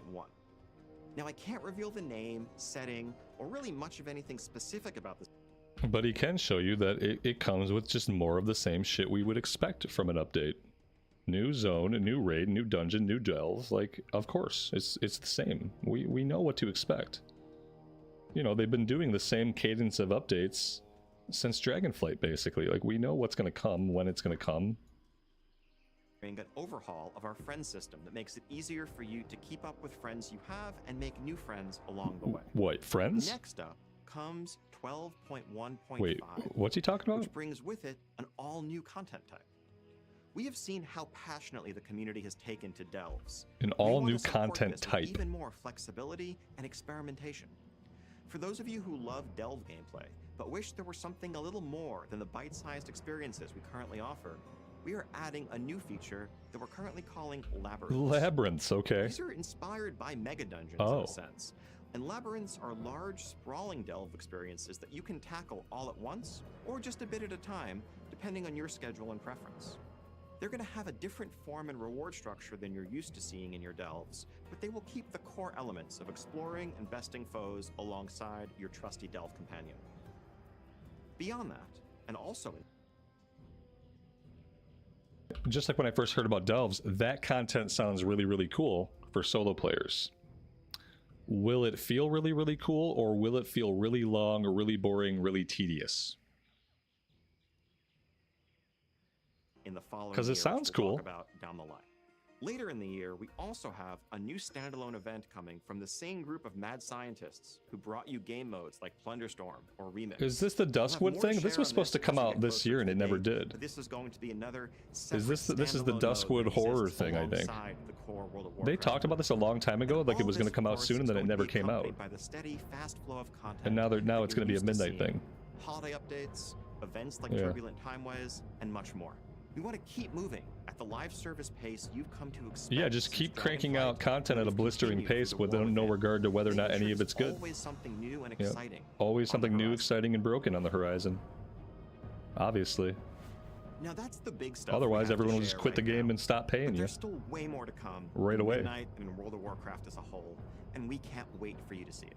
Yep. We also have this little thing called Oh, BlizzCon a little thing called coming up BlizzCon. in just under 8 months. Exactly. And while I can't say too much today, Of what course I can not. say is that this is going to be one for the ages. Mm.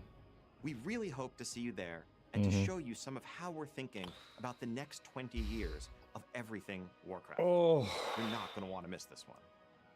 Thank you so much for joining us today, and thank you to every single member of this community for being a part of the journey with us. But before we go, however, I just want to share one last thing.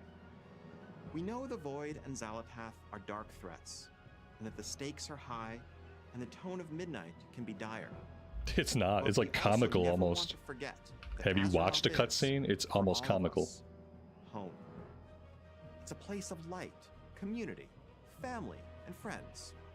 This is a world that could warm the heart of even the Prince of Darkness. World of Bloody Warcraft.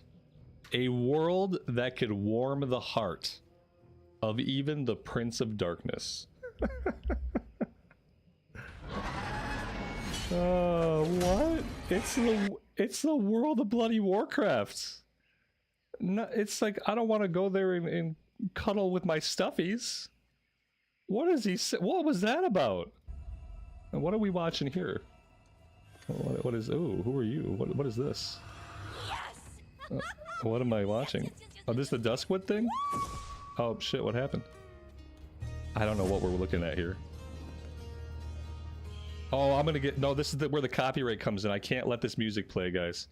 No, this is where we get demonetized. What am I looking at? What are you guys watching this? What the fuck is this? This looks cool. I mean, it looks silly, kind of. The animations and graphics look good, I guess I should say. It looks well animated. I can't let it play though, as much as I'd love to hear what was going on. Is this more housing stuff? Is this just like a big housing trailer? Yeah, this feels like a housing thing. World of Warcraft. This is what WoW is in 2026. It's a nice, cozy place to just come and chill with the friends and family that you've alienated over 21 years of focusing on a video game more than your real life. Here it is. Yeah, you got your little blood elf girlfriend.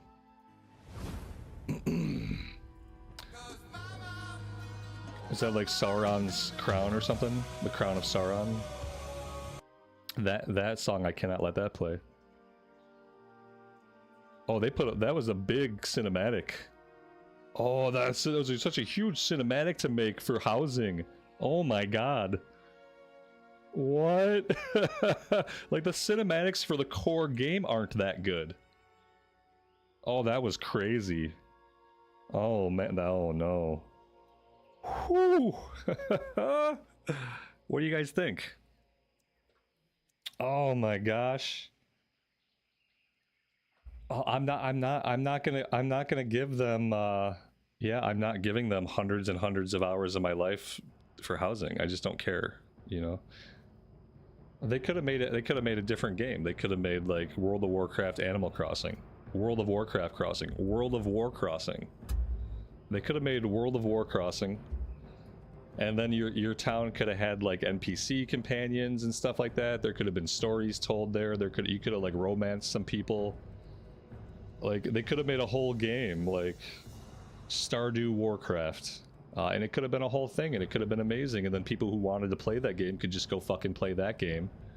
And then the developers making my game could focus on making the parts of the game that have been parts of the game for 20 years.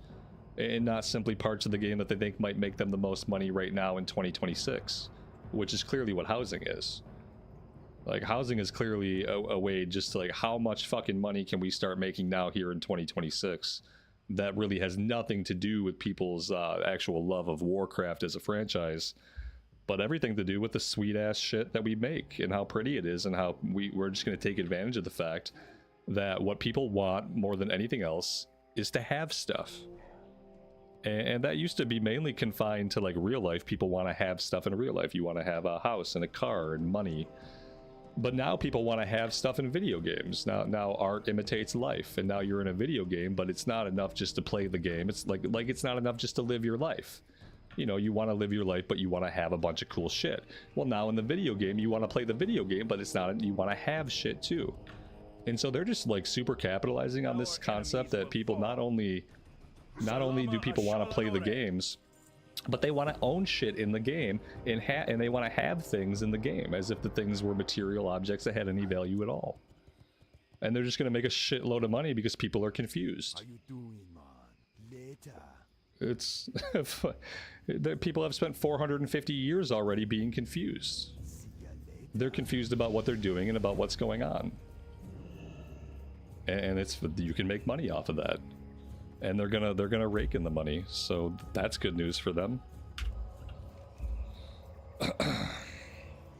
Let's go down. Let's see. Jesus, put my head back on straight after all that.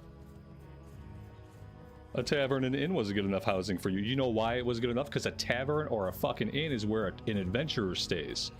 An adventurer goes to the inn because an adventurer is on a goddamn adventure. You're doing quests. You got heroic shit going on. An adventurer doesn't go to bed in a nice cozy home at the end of the day after spending 5 hours decorating and blowing a bunch of his gold on curtains. That is what a normal person does in real life in a capitalist society.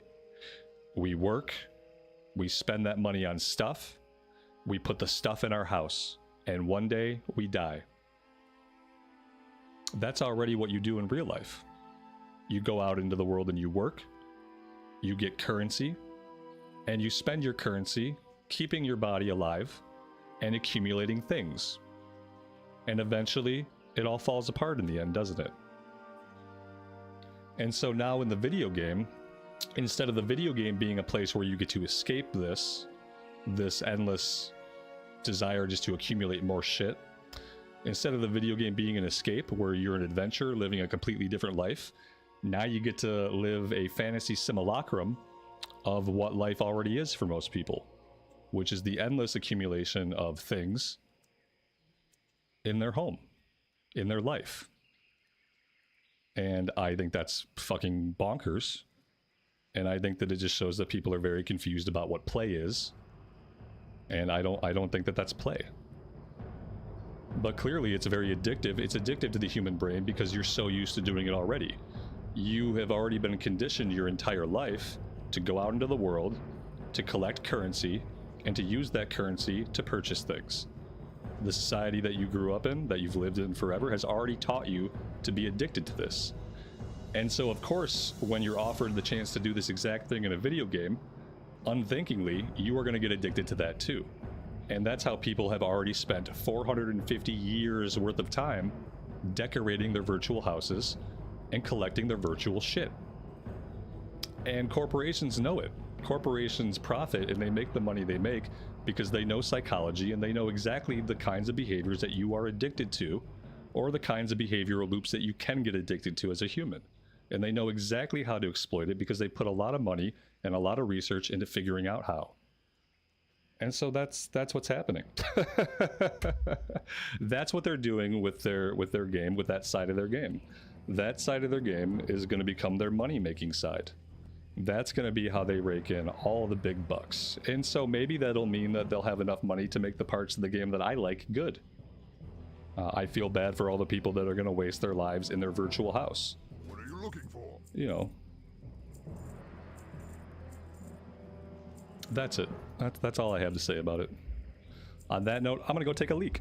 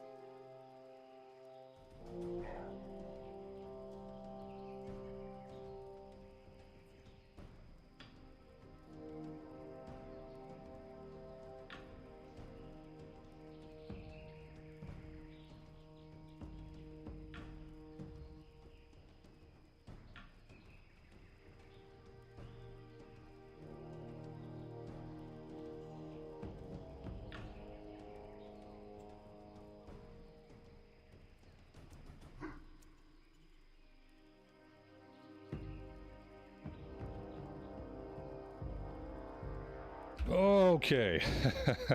we are back. Whew. Go forth. Oh, and let me say, like, if one last aside to everything I just said, if you want to enjoy housing and you want to put all of your time into that collection of stuff, and that's what you want to do, you want to collect the stuff, that's absolutely fine.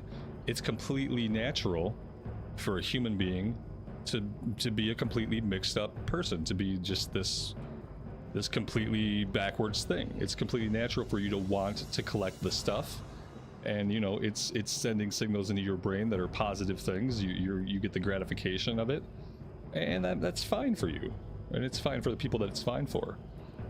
You know, that's your game, that's what you're playing, but it's not okay for me. And what I worry about is I don't want it to detract from the features and the game that I want to play, and I feel like every other thing is taking a back seat to this. Every other thing is just by the numbers. Blah zone, blah raid, blah dungeon. Oh, and housing! Let's all the housing! Like, the housing is the only thing that anybody at the company is talking about with passion, because they know that that's what's making them new money. New money is coming in because of housing, and so therefore that's all corporate people are going to be excited about. They're not excited about the new zones or the new raids or the new 5-mans. That's the shit they got to put in the game to get people to click the buttons.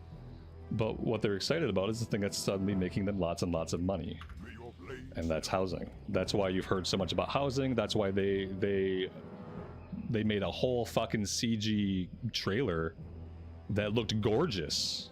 Had to be expensive from like a sprint hour standpoint. And it's because the housing has already made them so much fucking money that they're willing to put a cinematic. It's not even a story cinematic. It's not anything to do with any characters in the game world. We just see some generic WoW characters in a generic WoW settings, and the quality of it is probably better than any other cinematic they've ever put out. Whoa. It's insane. It was insanely good. As far as like visually what it looked like, you know?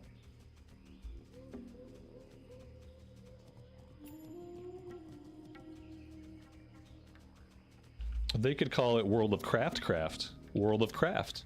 World of Housecraft. I like World of Housecraft.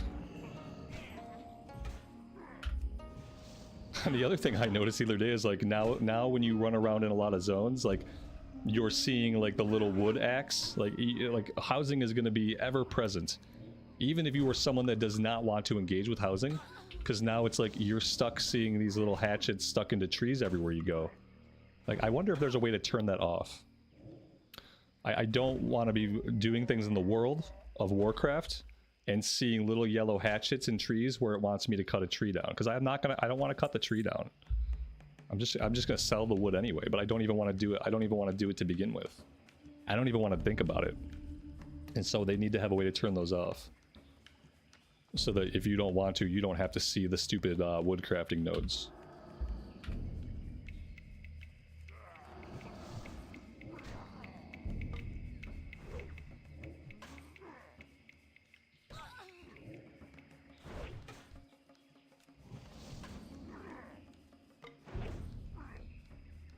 Just Worldcraft. Worldcraft. That sounds like it's already a game. Some kind of like knockoff. Worldcraft. That's it. Trailer over. Would people get bored of housing eventually? No, it's a weird thing, because I experienced this for myself. For some reason, once you get into the house and you have all the stuff, you just keep fiddling. You keep fiddling and fiddling and fiddling with like placement and what thing that you get. It sucks you in so fucking quickly, even if you know what's happening to you. It just sucks you in, and suddenly you've been standing in your house for an hour rearranging stuff and putting little fruit bowls on the tables, and you're like, what the fuck am I doing? No one's gonna see this but me, and I don't even care. And then you don't stop. You say, well, what about this bookshelf? This bookshelf looks really nice right here. And you just do it. It's because it's natural. Because it's things that you have done and would do. Like, if you had a bunch of cool shit in real life, you would make your room look awesome. Some of us have really cool shit in real life, and we have done this. Some of us don't have cool shit in real life, And so that makes it even more appealing to go into a space where we do have cool shit and we can decorate it in virtual life. And so it's really easy just to get sucked into it, no matter which kind of person you are.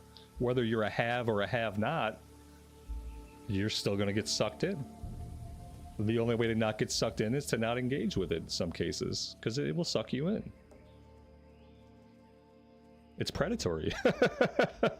Because of how natural it feels to do, because of how natural it feels to rearrange the space, to bring order to it and beauty to it. It's just a natural thing.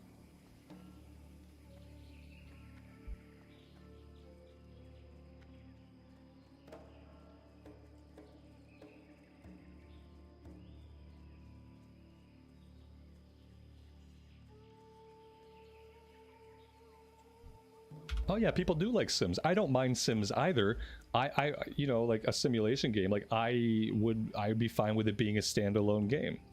If it were somehow its own standalone game that had like some other features that games like Animal Crossing or Stardew Valley or like, you know, even, yeah, like anything like that, if it were a different game, that'd be great. And then people could play that game and they could have that there. But the fact that it's in my game, well, that's where I start to have some problems with it.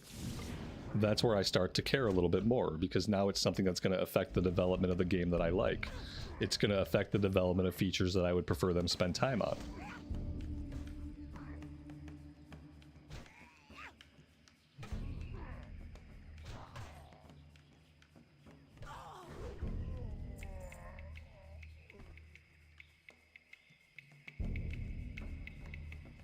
A world of real estate? Yes, there need to be in-game real estate agents that can help you like move and find the perfect plot and stuff like that. And not the little NPC one, like players.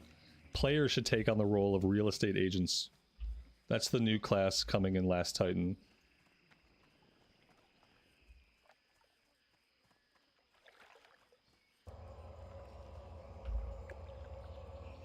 It's a 20-minute video and 18 minutes was housing. Well, yeah, close.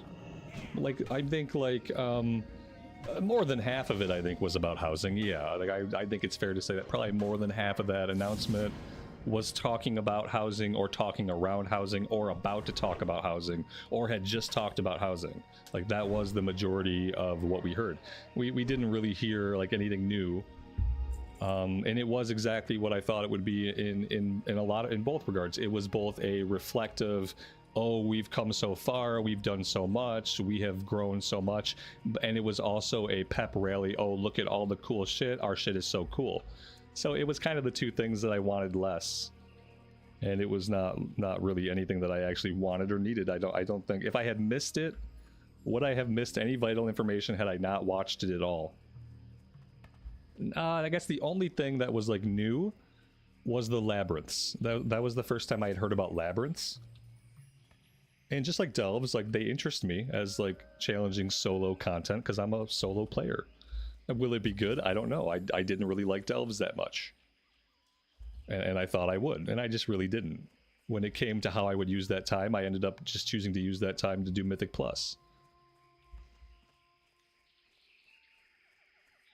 Hey, the roadmap for Classic Anniversary was a terrible joke. Yeah, it was like I said it was going to be, because there is nothing coming for Classic. There is nothing coming for Classic. We're playing what's coming. You could say it already came. Context. But here it is, you know, we're playing it right now. And then there's MoP, and the thing to understand about MoP is even though MoP is a dead game, they still have content to push out for MoP. They got to get through all of MoP, and they didn't do it fast enough. And so now you've still got MoP stuff on the roadmap in a time when, like, at least for this moment right now, nobody really cares about MoP. There are people who play MoP, absolutely. But amongst the community of Classic players, when like you think about what people are excited for, well, it's not MoP. Now, will they go back and check out that new content in MoP? Some of them will, and a lot of them won't. I don't think there's anything they could do with MoP that would get me to go back. I thought the Timeless Isle was cool the first time around, but I don't think I want to go do it again. You know?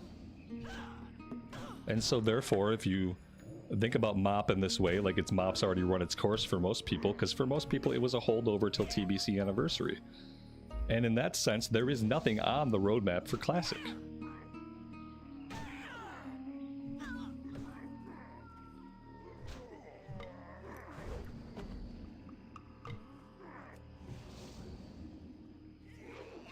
It's almost a shame that they built such a good house creation system and they didn't make it and market it as a different game entirely.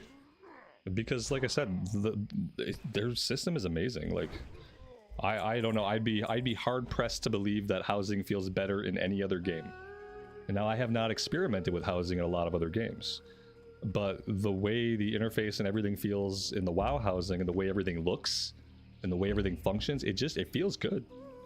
And so they made a great thing. It just so happens to be something I never wanted or asked for. Hence the bitterness.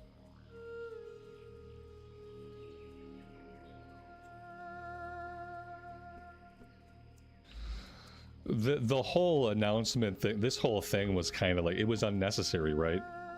It seems to me like they could have not done this State of Azeroth thing and we would not have missed out on any important information at all. And I don't know if maybe they just wanted to drum up some more hype. They made some money off the YouTube views, you know, like I don't know how many views they got, but they're making pocket change there. And so that's something. And then any publicity is good publicity, right? Any press is good press.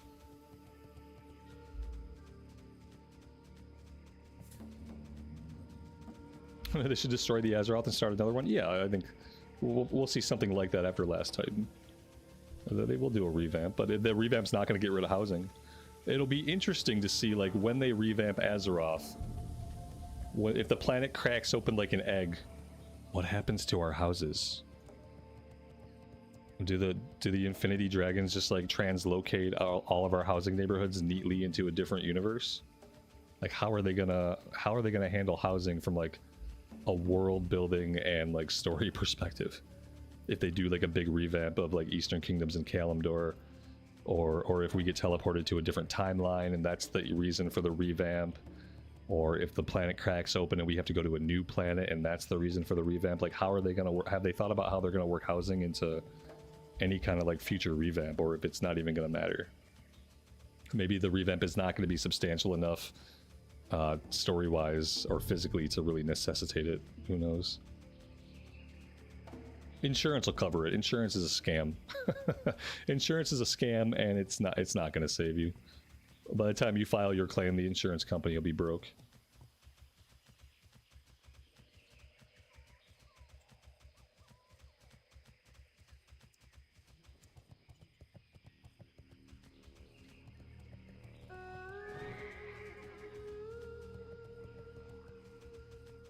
What do I need? Oh my god, I need 6 brutes, and this area is simply not spawning any enemies at all. And it's certainly not spawning brutes. Is there no other place for us to go farm these guys? No. Wow, that's not good.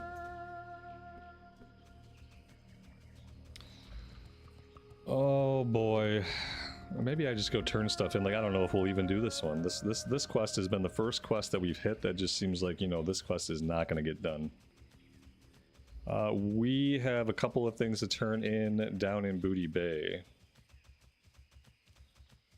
Let's go do that. Let's turn in some stuff at Booty Bay. And maybe we do a, we're level 38. Maybe we do one more armory run. If we're going to do armory, I have to get some coffee. What time is it? 12:50. Yeah, I mean, I have time if I want to take it.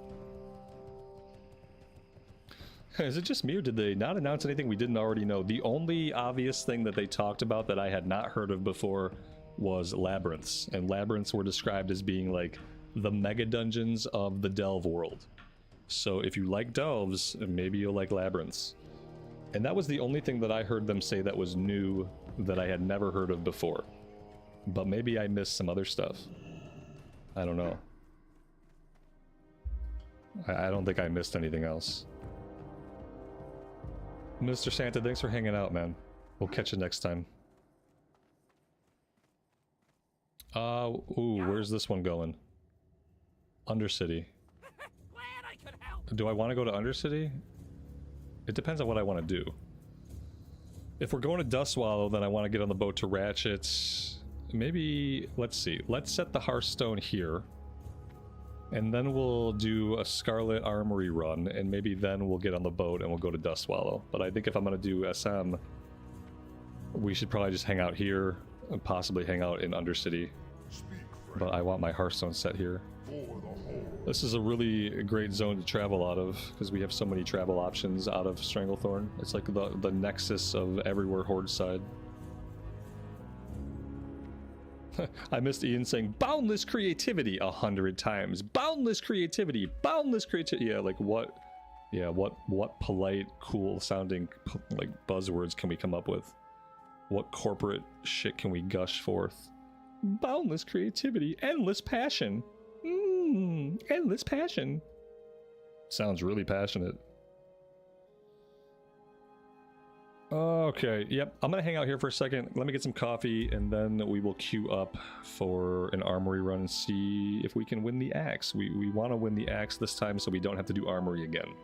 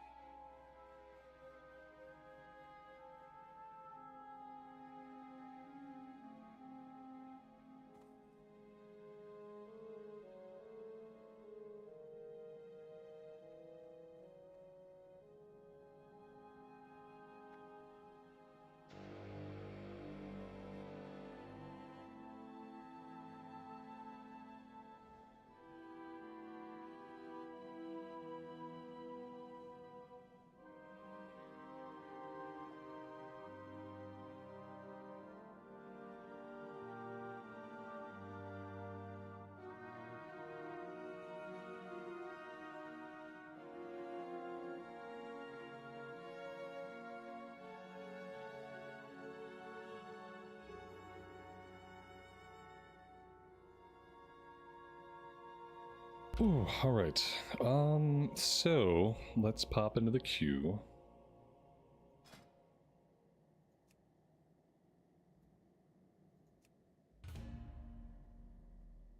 Queue looks a little bit better than it looked yesterday. That's good. And then we can just fly down to Booty Bay. We can turn in the quest that we have down there.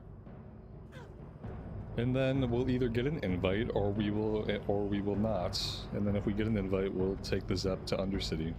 Speak, friend. Or we'll get summoned. Either way.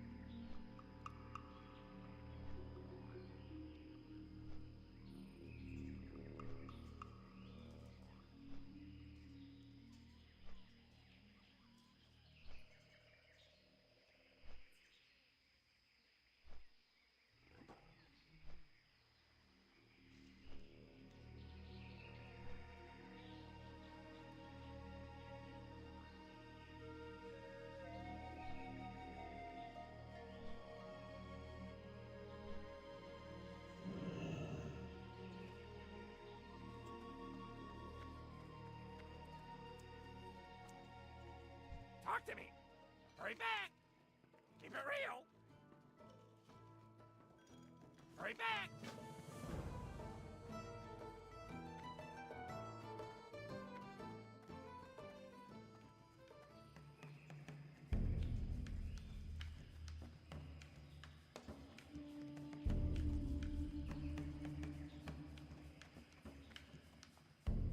Time is money, friend.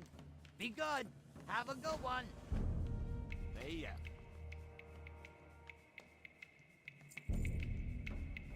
Be good.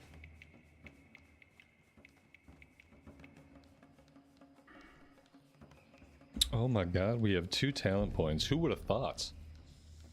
Where am I putting these? I'm putting one of them into two-handed weapon spec. And I'm putting the other one... We could do Benediction. There we go. Perfect.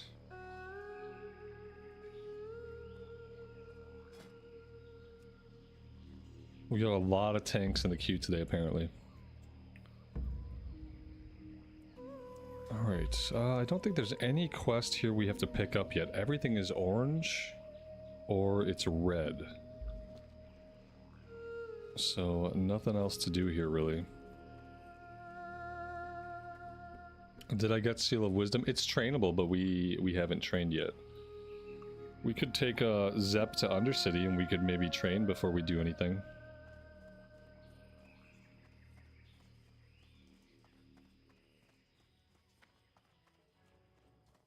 Might not be a bad idea. Speak, friend. Go forth.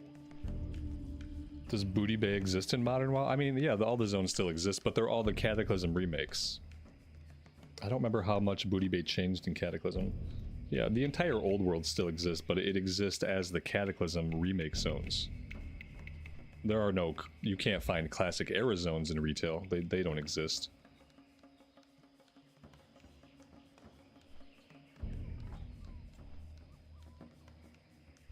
I think Booty Bay has the same layout. The big difference is you can mount. Being able to mount in Booty Bay is nice.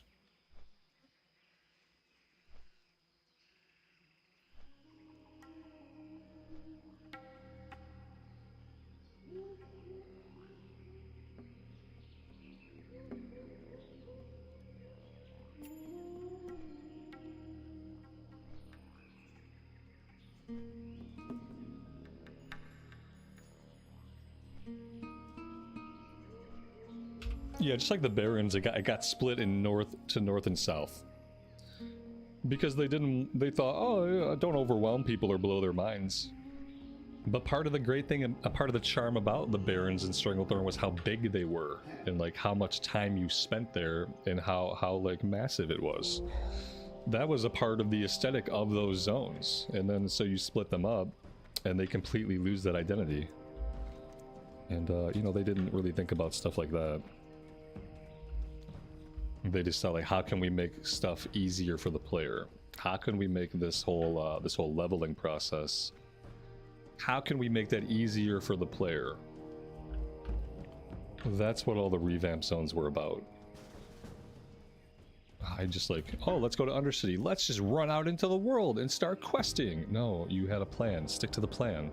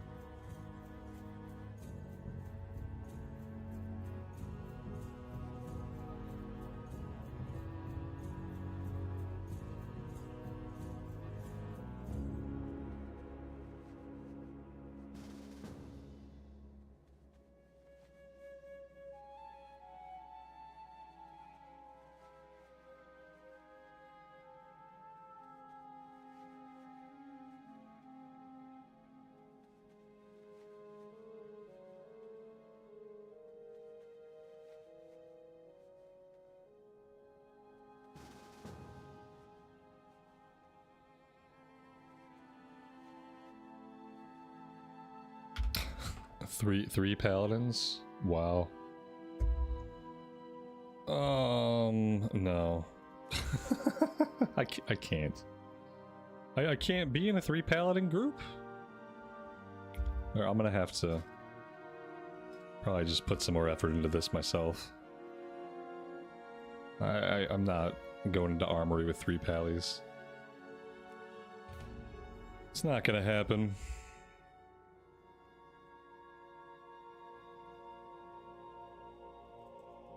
I'll take if there's a I would take a pally healer. Like, I don't mind having one other pally, okay?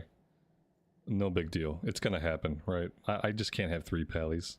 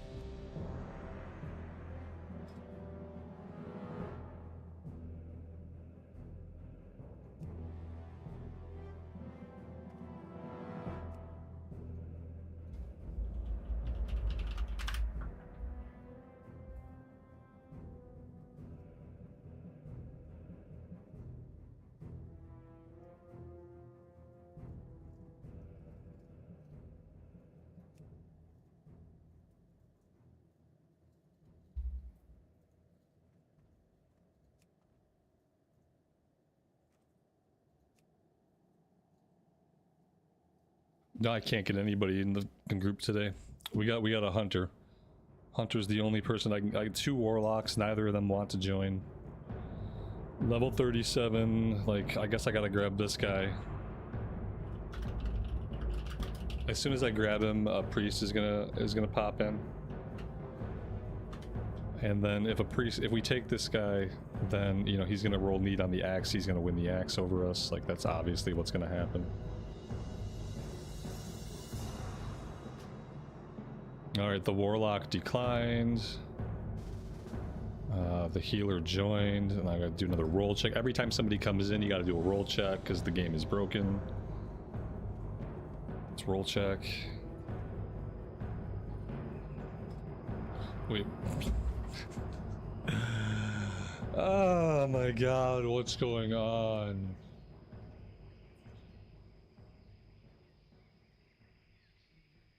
I'm just so sick of manual I'm just so sick of manual groups. I'm just burned out on it. I'm tired of either waiting for someone to invite me, then I get into some bullshit comp, 6 pallies, whatever, or I'm trying to put a group together, like I can't get anyone to accept the goddamn invite or reply to the messages I'm sending them. Like they let invites sit there, the invite sits there, and then I can't invite the next person because I got one invite sitting and sitting and sitting. Like, oh god, it's so fucking frustrating. Blood, I don't need another hunter, stop whispering me. I just want the automated looking for group finder, and I'm probably never gonna be happy until I get it. Not fully happy. I'm always gonna be annoyed every single time I have to put a group together. I just want to put myself in queue. I want to keep playing the game, and I want to keep having a good time. And then when the group is ready, I want the game to pop us into the group. Voila, here's your pug. Like, as a pug should be.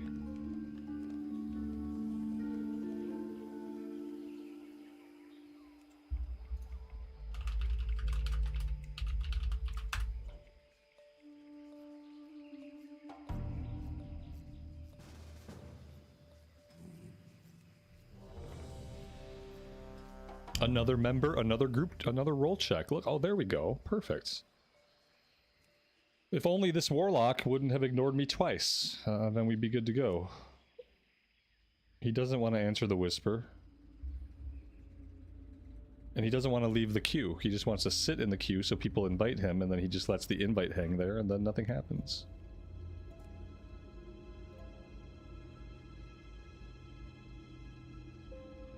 You can't get a group going, but you have you seen housing? You know what you don't need a group for? Housing. It's a true story. Can't get groups in Classic WoW? Go to retail and just do housing. You never have to worry about groups again. Unless you want decor items out of group content, I guess. Wee splat.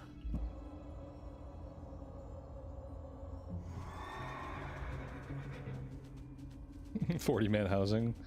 40-man housing sounds sweaty.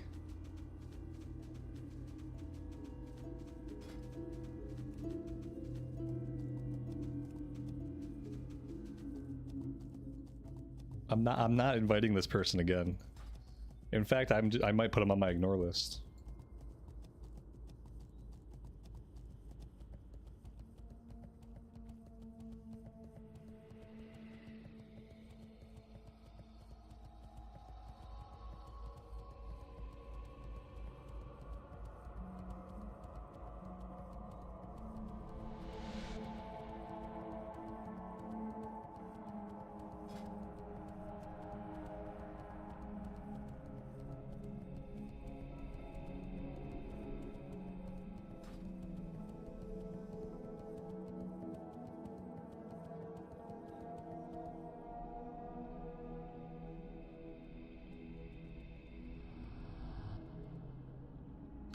No, they need to make like a decorating contest where like different NPCs will grade your interior decorating. I think there's something like that in Animal Crossing. Yeah, they need to have like, and it'll be by race, you know, like an undead will come to your house and be like, I'd really like it if you can make this place feel more like home for me, and then you do like a undead motif, and then they come and they grade how well you did it. Like, does it look enough like the Undercity? And then based on the rank they give you, you get decor rewards. It's definitely what they need to do. Some kind of decorating mini game.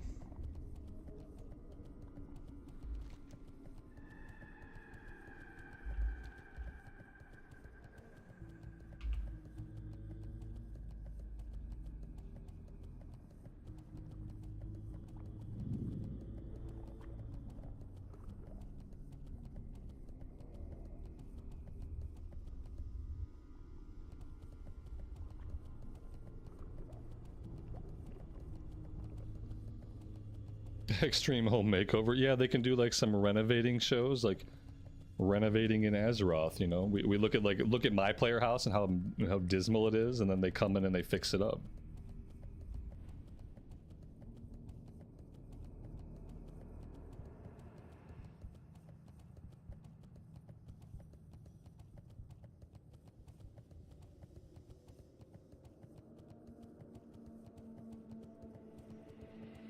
Baladash Malanore. Alright, we got Exorcism rank 3, Redemption 3, Holy Light 6, Seal of Wisdom. We've been waiting on Seal of Wisdom for a while to see if it would help with our mana issues. But the thing is this. I can't really use it, guys. I can't really use Seal of Wisdom as a tank. Remember the sun well. Because I'm doing this whole command thing. Like maybe I could if I put it up first, like maybe I kind of treat it the way I would treat Seal of Crusader. Like maybe I put Wisdom up first and I judge Wisdom, and then my melee attacks will give me mana back. Is that how it's gonna work? Like maybe I could do it that way. Maybe that's the way to do it. Can we find another member for our group here? No, we can't. We can't find another member because there's only tanks. And they're both pallies. So there's that. Let's pull that out. Flash of Light 3 never came out. There we go. Redemption 3.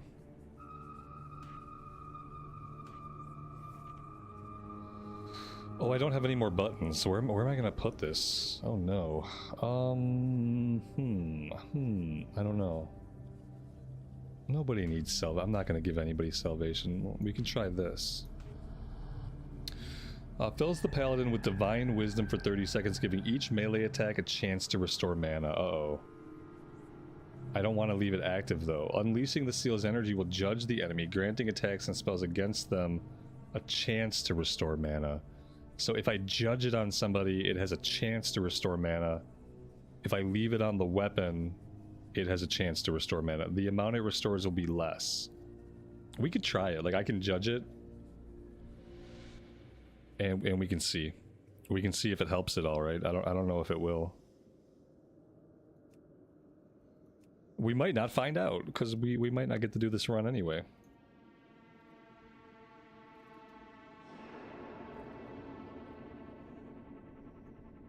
Hoarders of Azeroth. Yes. Yep. That's it. That's the next big hit.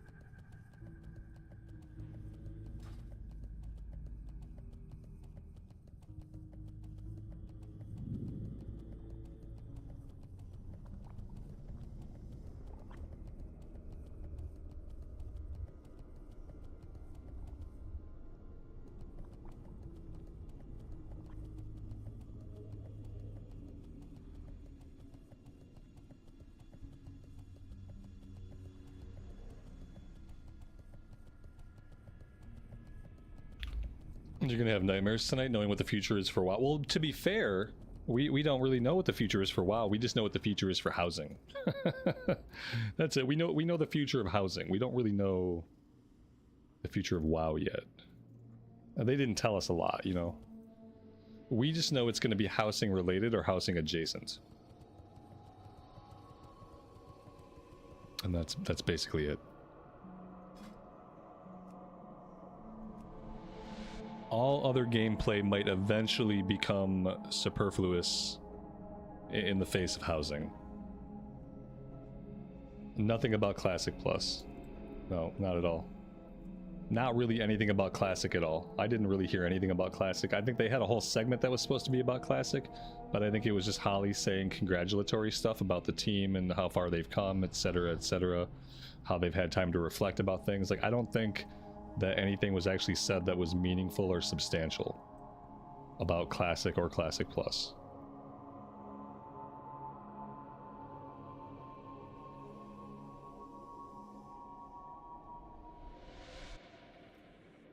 David, thank you very much for the super chat. Emptying the Google gift card. Just dump it on me, man. Thank you. I appreciate it. Yeah. Yeah, see, I'm going to ignore the housing too, and I feel like that's okay. Like, I'm gonna play the parts of the game that I like. If there are parts that I like, I will play those parts. Because I think there's a lot to be happy about. The classes, like, they should have talked more about their... I would have rather have heard them talk more about how good all the specs are now, and how much easier the specs are to understand from, like, the standpoint of being a human being, and not running, like, 20 add-ons. A person can level a class, you can read your talents, you can read your abilities, and now, for the most part, on most specs, you will understand the interactions that are happening without having to, like, track a bunch of weird auras or understand, like, esoteric things that are happening under the hood of your abilities. You know, like, you won't need to go to the advanced tips section, like, on an ability in a rotation guide to understand, like, that there's all these other considerations you have to keep in mind. Like, they've gotten rid of a lot of, like, a lot of the clutter and, like, the parts that are easy for a player to not know or not understand. A lot of those parts of specs and abilities are gone. And so, like, I mean, gameplay wise, it seems like Midnight's gonna be in a really good place. You know? And yeah, who cares about abilities when you can just stay in your beautiful house? Right. Yeah, I guess. Because they sure, you know, they didn't really talk about that at all. I would have rather heard them, like, pat themselves on the back about their design philosophy changes than more housing stuff. Because every single spec has basically been redesigned from the ground up, and they didn't really talk about that at all. Like, every single spec is significantly different. Sometimes a spec seems to look the same or work through the same progression, but, like, the way things are happening are vastly different under the hood. But a lot of things are just vastly different under the hood and above the hood. And they didn't talk about that at all. It's one of their, for me, it's one of the big wins of Midnight so far, is the pruning and just remaking all the specs into something a little bit more understandable. They should be proud of that work.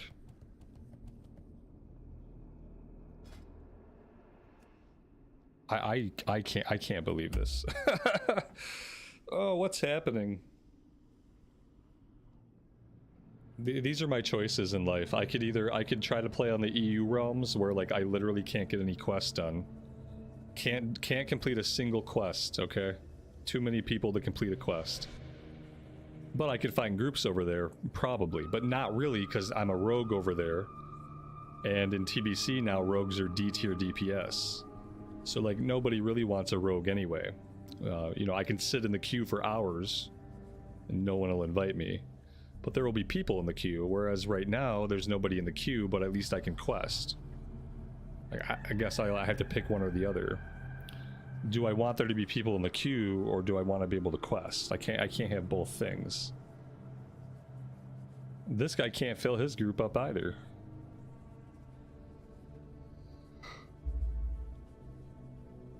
Did WoW try this with garrisons? No, housing is not garrisons. Don't think for a minute that housing is anything like garrisons, because firstly, housing is actually good. And garrisons were garbage. People actually love housing, and people hated garrisons. So no, not the same at all. Not even the same. It's not looking good for us, you know. It's just not looking good. Oh, they were bad, yeah. No, they were just like a place you had to go to do chores. Imagine having a place that you were supposed to go just to do chores every day. That's all it really was.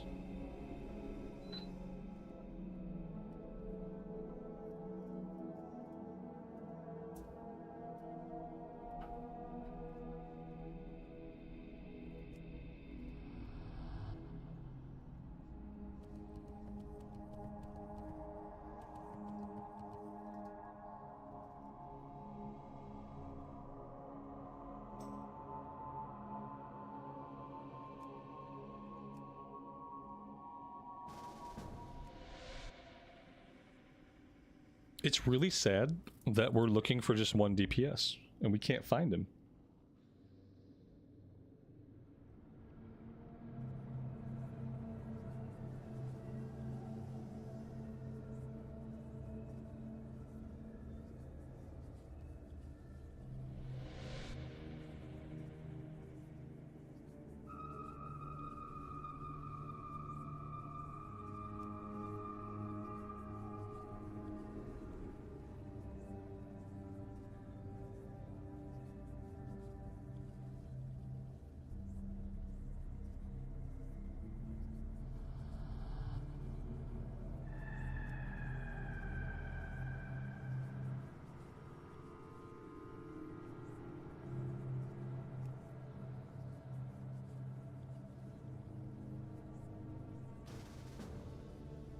Boom. Done. Alright, you know, the messed up, here's the problem. Right? And you guys already know what the problem is. The problem is we will have spent more time putting this group together and not playing the game than we are going to spend actually in the dungeon with this group playing the game. And that's why 5-man group finding needs to be automated so that you can keep playing the game and you can keep having fun. You don't have to stop having fun for the chance at having a different type of fun. You can keep having fun and you can keep questing. You can wait in the queue. And then when there's a group ready, you'll be grouped up automatically. And in the meantime, everybody gets to keep having a good time. Nobody has to stand around in the city or at a stone spamming, waiting, spamming, looking, spamming, waiting. Because none of that is gameplay that I care about. None of that is gameplay. And none of it is really an experience anybody needs. That's the problem. We're going to clear the dungeon in less time than we spent putting the group together and getting everybody into it.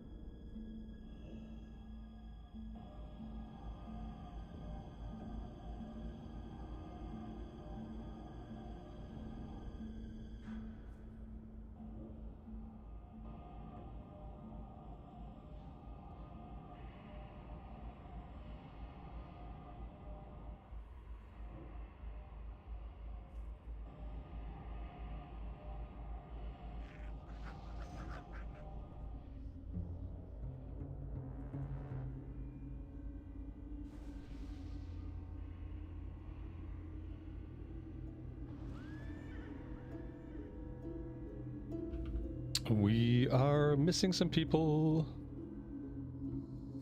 who actually accepted the invite or the summon. One person. We summoned 3 people. One person clicked yes. Everyone else is asleep. I don't know. There we go. Okay, we're good. We woke up.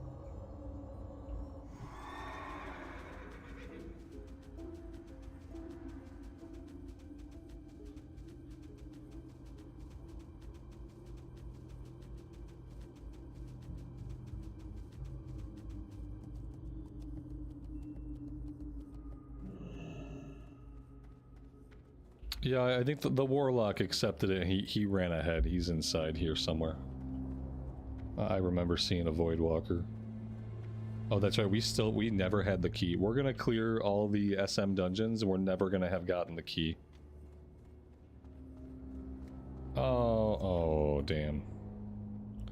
Well, that's a bummer. There we go.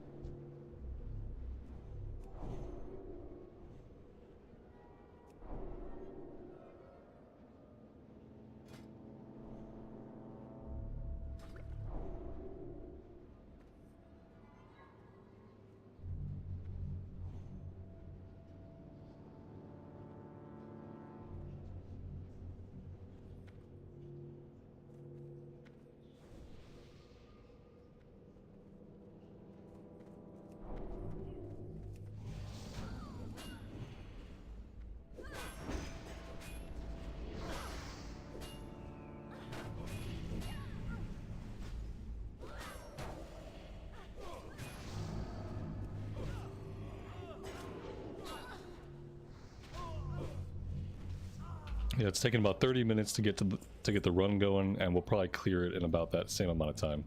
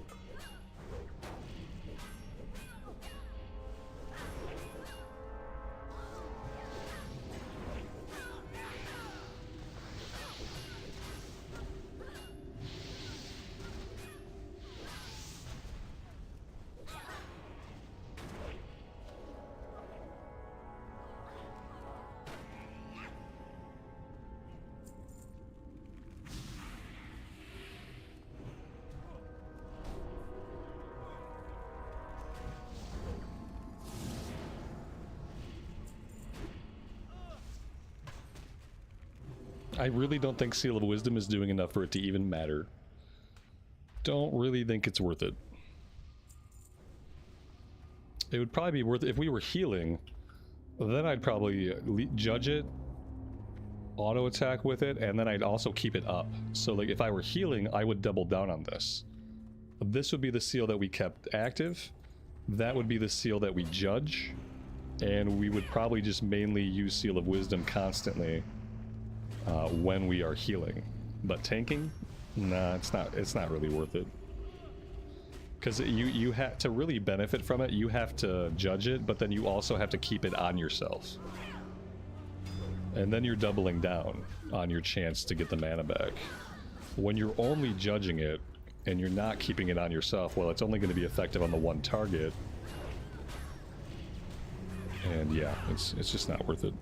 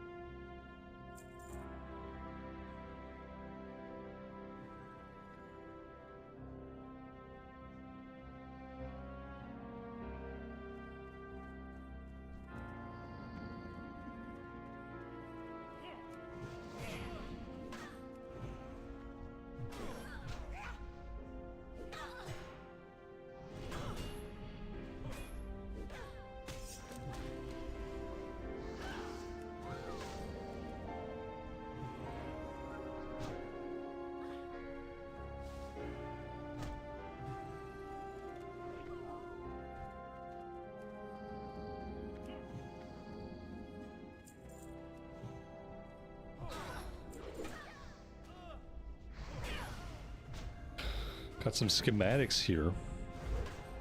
Engineering schematics.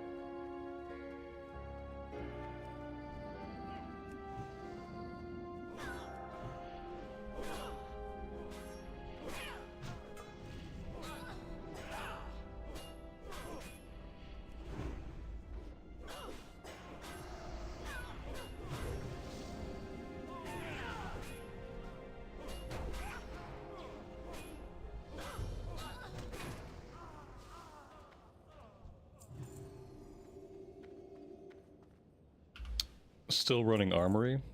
I mean, we've been doing like one run a day for the past 3 days. So in that sense, yes, we are still attempting Armory, but it's not like we're running it back to back or anything like that.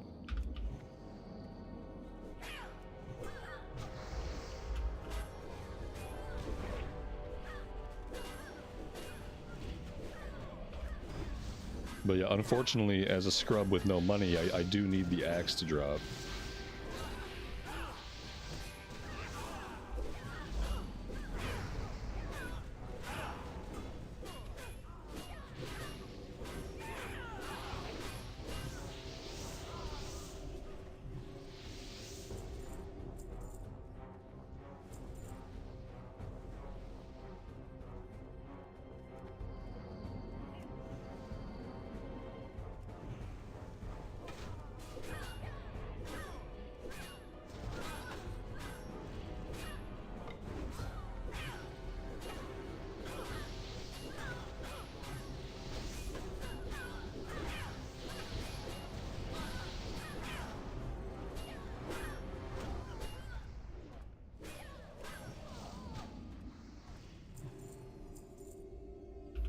Well, there we go. There's a Scarlet Belt.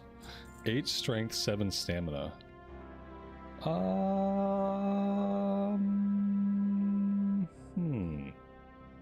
Yeah, I mean, I'll roll on it. If I get another piece of Scarlet gear, then I'll equip it, because then I'll get like a little bonus, little set bonus. On its own, it's not amazing, you know?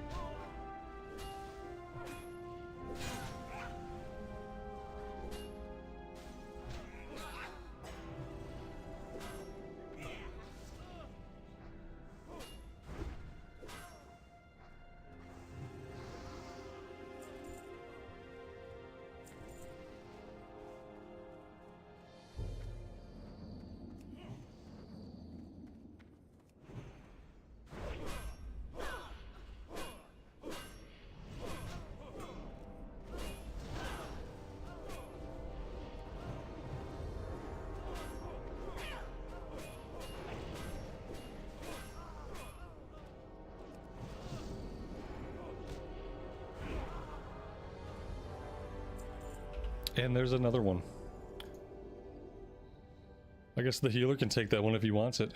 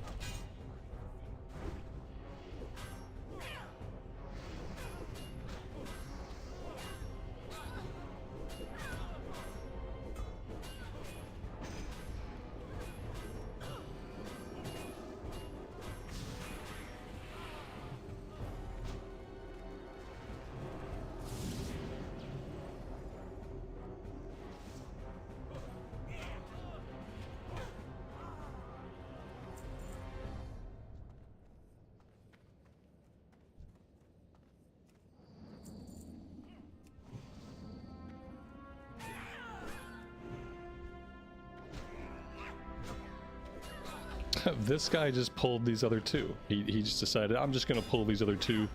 The tank very carefully pulled just to the tank very intentionally. Obviously it was intentional the way the tank left the other two there. But I'm just, as the caster, I'm just gonna pull them because what I would like more than anything else is to pad my numbers with some delicious AoE. And now what they get to do is they get to tank them, because if you're gonna wand a group that I haven't touched, then you're gonna tank that group, and you can just have fun doing that. I am not gonna taunt off of you if you decide to wand a distant group. You and the healer can sort that out, and if the healer has a problem with it, they can take it up with you.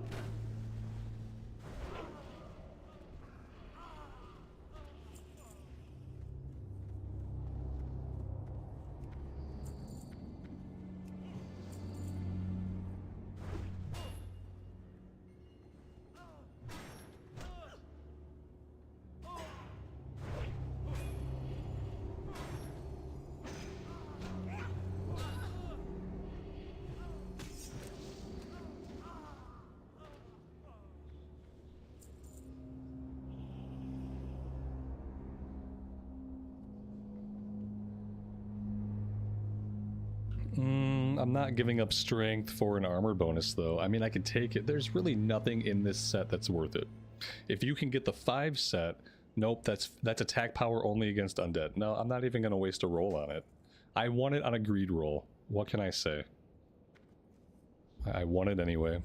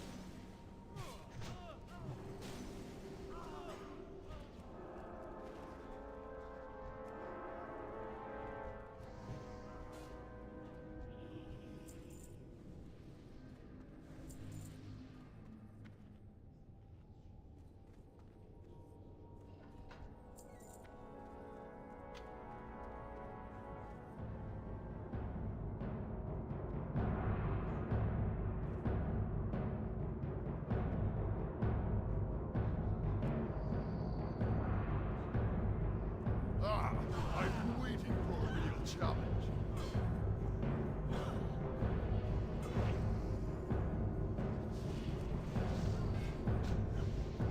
Fade to light.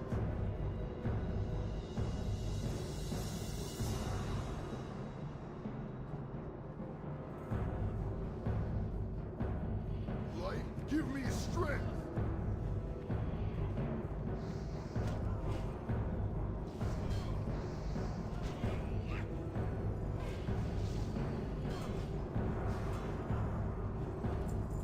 And there is another Raging Berserker Helm. Just as we anticipated would happen, we'll just keep getting helmet drops from here on out. We'll try every day that we're in level range. You know, as long as we're in level range, we can get XP from the run. We'll try one a day. Eventually, we'll either get the axe, or we'll be out of level range for the dungeon, and we will move on with our lives. By the time we're out of level range for the dungeon, you know, we'll be like 15 levels out from Outland anyway, so...